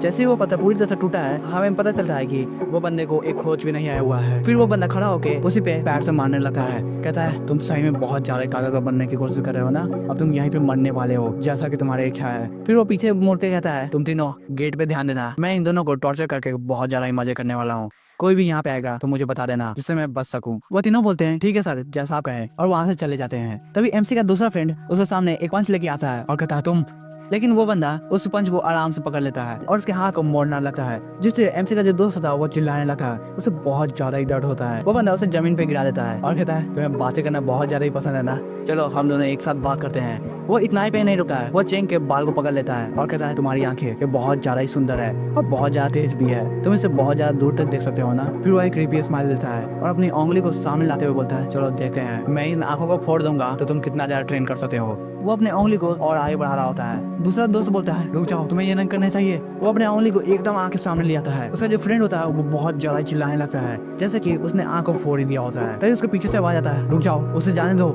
तभी सीन शिफ्ट हो जाता है और हम देख पाते हैं वो क्रैब अपने हाथ में एक पत्थर को पकड़ के पूरी तरह से तोड़ देता है। उस पत्थर के जो टुकड़े होते हैं वो सब जमीन पे जाके गिरते हैं। एमसी उस सब टुकड़े से बचने की कोशिश करता है और मन ही मन सोच रहा था ये क्रैब, इसका जो बाहर वाला लेयर है वो बहुत ज्यादा ही पावरफुल है, इसे कोई तोड़ भी नहीं सकता है, मुझे हिलने में बहुत ज्यादा परेशानी हो रही है। तभी क्रोकोडाइल अपने जबड़े से उस क्रैब के एक हाथ को पकड़ लेता है और एमसी अपने वाटर कंट्रोल से उसके दूसरे हाथ को पकड़ लेता है। वो बहुत ज्यादा ही खुश होता है क्योंकि वो अब उस क्रैब पे हमला कर सकता है। तभी उसका वाटर कंट्रोल छूट जाता है। वो कहता है मेरी जो मेंटल एनर्जी है वो धीरे धीरे कम होती जा रही है, मैं इसे हरा भी नहीं पाऊंगा लग रहा है। तभी वो क्रैब अपने दूसरे हाथ से उस क्रोकोडाइल पे अटैक करता है क्योंकि उसका हाथ वाटर कंट्रोल से छूट गया होता है। जैसे वो अटैक क्रोकोडाइल पे लाता है वो क्रोकोडाइल पीछे जाके गिरता है, लेकिन उसी समय स्पीड फिश उसके सामने आ जाता है। ये देखिए एमसी बहुत ज्यादा खुश होता है और कहता है जल्दी से उसे पकड़ लो। लेकिन वो क्रैब उस स्पीड फिश को भी बहुत ज्यादा जोरदार अटैक करता है। उस अटैक के कारण वहाँ पे जितने भी लोटस प्लांट होते हैं वो सब टूटने लगते हैं। एमसी उस सबको देखता है और कहता है ये बहुत ज्यादा बुरा है, मेरे जो लोटस प्लांट है वो सब तबाह हो गए हैं, मुझे कैसे भी करके ये सब रोकना होगा। एमसी इतना सोच ही रहा होता है तभी क्रैब एक जोरदार अटैक एमसी पे भी करता है। एमसी उस अटैक को ब्लॉक करने की कोशिश करता है लेकिन तब भी उसके मुंह से ब्लड निकलने लगता है। उस अटैक के कारण एमसी नीचे जाके गिरता है। वो खड़ा होते हुए सोचता है मैं यहाँ पे जिंदा नहीं रहने वाला हूँ, मुझे बहुत ज्यादा परेशानी हो रही है इसे लड़ने में। इतने में ही वो क्रैब एमसी पे दोबारा से अटैक करने की कोशिश करता है। एमसी ये सब देख रहा होता है और कहता है मैं तुम्हारा वीक स्पॉट को ढूंढ लिया है और तुम बच नहीं सकते हो, और वो एमसी पे अटैक दोबारा से कर देता है। एमसी उस अटैक को डॉज करता है। फिर वो अपने दोनों पेट को इंस्ट्रक्शन देता है। वो दोनों स्पीड पेट उस क्रैब के दोनों हाथों को पकड़ लेते हैं। फिर एमसी बताता है कितना भी ज्यादा तुम्हें चोट क्यों न लग जाए, तुम हमेशा अपने एब्डोमेन को प्रोटेक्ट करते हो, इसका मतलब तुम्हारा जो वीक स्पॉट है वो है एब्डोमेन, तुम अब बच नहीं सकोगे। फिर एमसी अपने स्पीयर पे अपने एनर्जी को लोड करता है और बताता है मैं इस अटैक के बारे में बहुत पहले से प्लान कर रहा था, मैं अपने जितने भी पावर है उसे कंप्रेस कर दूंगा और वाटर करंट बनाऊंगा। वो वाटर करंट इस वुडन स्फीयर के एकदम टीप पे जाएगा जिससे ये पावर बहुत ज्यादा मैक्सिमाइज हो जाएगा। अभी के लिए मैं अपने मेंटल एनर्जी को जितना हो सके उतना खर्च करूंगा जिससे ये अटैक बहुत ज्यादा पावरफुल होगा और ये स्फीयर बहुत ज्यादा ताकतवर बन जाएगा। वो अपने मेंटल एनर्जी को ड्रेन कर ही रहा होता है तभी उसके सिस्टम में नोटिफिकेशन आता है तुम्हारी जो मेंटल एनर्जी है उसका लेवल बहुत ज्यादा ही कम हो चुका है, तुम्हें इससे बहुत ज्यादा परेशानी होने वाली है और एक्वेटिक बीच को टेम करने में भी बहुत ज्यादा मुश्किल होने वाली है। मैं रिकमेंड करता हूँ तुम ये छोड़ दो। लेकिन एमसी कुछ भी नहीं सुनता है और कहता है मैंने अपना मन बना लिया है, मैं इसे हरा ही दूंगा। और वो एक जोरदार अटैक उस क्रैब के एब्डोमेन पे करता है और वो चीखते हुए कहता है ये जो लोटस फील्ड है वो मेरा है, यहाँ पे कोई और राज नहीं कर सकता है। हम देख पाते हैं वो अटैक उस क्रैब के आर पार हो जाता है और उससे वो क्रैब बहुत ज्यादा जोर से चिल्लाता है। एमसी ये सुन के बहुत ज्यादा खुश होता है और कहता है मैं जीत गया। वो इतना कहता ही है उसी समय वो बेहोश हो जाता है और उसकी आंखें बंद हो जाती है। फिर कुछ देर बाद उसकी आंखें खुलती है। वो सोचता है क्या मैं दोबारा से सो गया था। फिर वो अपने स्पिरिचुअल पेट को सहलाते हुए कहता है तुम लोगों ने मुझे दोबारा से बचा लिया है, तुम लोग का बहुत बहुत शुक्रिया। उसके स्पिरिचुअल पेट बहुत ज्यादा खुश होते हैं। तभी एमसी कुछ पकड़ के उठता है और कहता है मेरा जो सर है वो बहुत ज्यादा ही दर्द कर रहा है, ऐसा लग रहा है मुझे उस टेक्निक को अच्छे से यूज करना चाहिए अगली बार से, नहीं तो मुझे बहुत ज्यादा परेशानी होने वाली है। तभी एमसी किसी चीज को देखा और बहुत ज्यादा चौंक जाता है। वो कहता है यह क्या है। फिर वो चौंकते हुए बोलता है ये तो एक डिमोनिक क्रैब है, तुम दोनों ने इसे बाहर निकाल दिया, ये तो बहुत ज्यादा ही अमेजिंग है। फिर वो उस क्रैब की ओर देखा है और उसे बहुत ज्यादा ही अच्छा लग रहा होता है क्योंकि वो सोच रहा होता है कि क्रैब से मेरा जो पॉइंट है वो बहुत ज्यादा ही बनने वाला है और साथ ही साथ यह क्रैब बहुत ज्यादा डिलीशियस भी लग रहा है। फिर वो क्रोकोडाइल उसे किसी चीज की ओर इशारा करता है। एमसी उसे देखता है और कहता है ओ यानी कि यह एक फीमेल है। एमसी वहाँ के एक सेल को हटाता है और कहता है यह क्या है, यह तो एक क्रैब का एग है, ये कितना ज्यादा खराब बात है, मैं इस ग्रेट क्रैब को टेम नहीं कर सकता हूँ क्योंकि यह मारा जा चुका है। लेकिन एक बार अगर मैं इसे टेम कर लेता तो मैं सही में बहुत ज्यादा ही पावरफुल हो जाता। तो वो उस अंडे की ओर देखता है, कहता है मैं इस ग्रेट क्रैब को तो टेम नहीं कर सकता हूँ लेकिन शायद मैं इस अंडे को टेम कर सकता हूँ। वो सभी अंडे को बाहर निकाल लेता है और सोचने लगता है क्या मेरा ब्लड डोमिनेंट तलिस्मान इस अंडे पे काम करेगा। वो अपने हाथ को काटा है और उस अंडे पे टच करते हुए बोलता है ब्लड डोमिनेंट तलिस्मान एक्टिवेट हो जाओ। हम देख पाते हैं उस अंडे पे वो तलिस्मान एक्टिवेट हो जाता है। एमसी बोलता है क्या मैंने कर दिया। तभी उस अंडे में कुछ हलचल होती है और वो अंडा टूटने लगता है। उस अंडे में से एक ह्यूज सा क्रैब निकलता है। एमसी उसे देख के बहुत ज्यादा खुश होता है। फिर सीन शिफ्ट होता है और हम देखते हैं एमसी उस क्रैब के मीट को पका के खा रहा होता है। वो उसे बहुत ज्यादा डिलीशियस लग रहा होता है और उस मीट को खाते खाते उसका पॉइंट भी बढ़ रहा होता है और उसका फ्यूजन लेवल भी बढ़ रहा होता है। उसका फ्यूजन पॉइंट 10.4% से बढ़कर 36.6% हो जाता है जो कि बहुत ज्यादा ही अच्छा होता है। उसके बाद उसका लेवल अप भी होता है। हम देख पाते हैं उसके पीछे जो शैडो है वो बहुत ज्यादा ही स्ट्रॉन्गर दिख रहा होता है। तब करने के समय एमसी को बहुत ज्यादा दर्द भी होता है। यह देखकर उसके जो स्ट्रीट फिश है वो सब बहुत ज्यादा ही डर जाते हैं और उनके पसीने छूटने लगते हैं। जैसे ही लेवल अप कंप्लीट होता है हम देख पाते हैं एमसी बहुत ज्यादा ही स्ट्रॉन्ग हो चुका है। उसके आसपास वाटर बन चुका है। एमसी बोलता है मैं जितने भी जख्म थे वो सब हील हो चुके हैं। ये सब देखे एमसी का जो स्ट्रीट फिश है वो सब बहुत ज्यादा ही खुश हो जाते हैं। एमसी अपने बॉडी की ओर देखता है और कहता है मेरा जो फ्यूजन लेवल है वो 36.6% तक पहुंच चुका है, ये बहुत ज्यादा ही बढ़िया है। साथ स्प्रिट फिश को खाने के बाद मुझे एक एक्स्ट्रा स्किल मिल रहा है जिससे मैं बहुत ज्यादा एनर्जी को स्टोर करके रख सकता हूँ। वो मन में सोचता है अब मैं अपने ब्लड एनर्जी को भी फील कर सकता हूँ, और जैसा कि ब्रदरहुड ने कहा था मेरे पास स्किन को हार्ड करने की टेक्निक है, मैं और भी ज्यादा स्ट्रांग हो जाऊंगा बहुत जल्दी। उसके बाद एमसी के पास जितने भी क्रैब के एग रहते हैं और मीट रहते हैं वो सब अपने स्वीट्स को खिलाना स्टार्ट कर देता है। वो बोलता है ये सब मीट बच चुके थे तो तुम लोग खा लो, और याद रखना क्रैब का जो मीट होता है वो जल्दी खराब हो जाता है तो एकदम जल्दी से खत्म कर देना, और ये जो अंडे है उससे मुझे 6 एसेंस पॉइंट मिल रहे हैं तो ये बहुत ज्यादा ही कम है, तो मीट को अच्छे से खाना जिससे मुझे अच्छे खासा पॉइंट मिलेगा। उसके बाद वो क्रैब के साथ खेलने लगता है। वो सोच रहा होता है ये क्रैब बहुत ज्यादा ही छोटा है, आज से मैं इसको पिंजा कहूंगा। साथ ही साथ मैं इसे इस मीट को नहीं खिला सका हूँ क्योंकि यह इसी की स्पीसीज की है तो ये बहुत ज्यादा ही क्रूर हो सका है। वो मन में सोचने लगता है अगर मैं अपनी लिमिट को सरपास कर दूंगा तब मैं जहां फैमिली के साथ टक्कर ले सकता हूँ और मैं एक ऑफिशियल मेंबर बन जाऊंगा मार्शल आर्ट सेक्ट का। मुझे ये जल्दी से करना होगा, और जहां फैमिली बस तुम थोड़ी देर रुक जाओ, उसके बाद तुम मेरे लिए थोड़ा भी खत्म नहीं होगे। उसके बाद वो सोचता है अब समय हो चुका है, मुझे लौट जाना चाहिए मार्शल आर्ट एकेडमी, वहाँ में मॉर्निंग प्रैक्टिस स्टार्ट होने वाली है। तभी सीन शिफ्ट होता है और हम देखते हैं पीछे से कोई आवाज देता है वहीं पे रुक जाओ। वो बंदा बोलता है लू यांकाई बहुत हो गया है, तुम्हें वहीं पे रुक जाना चाहिए। हम देख पाते हैं वो इंस्ट्रक्टर लू होते हैं। वो बोलते हैं सेक्ट के भी कुछ नियम होते हैं, तुम उस नियम से बहुत ज्यादा ही आगे चले गए हो। यांकाई आगे बढ़ता है और कहता है इंस्ट्रक्टर लू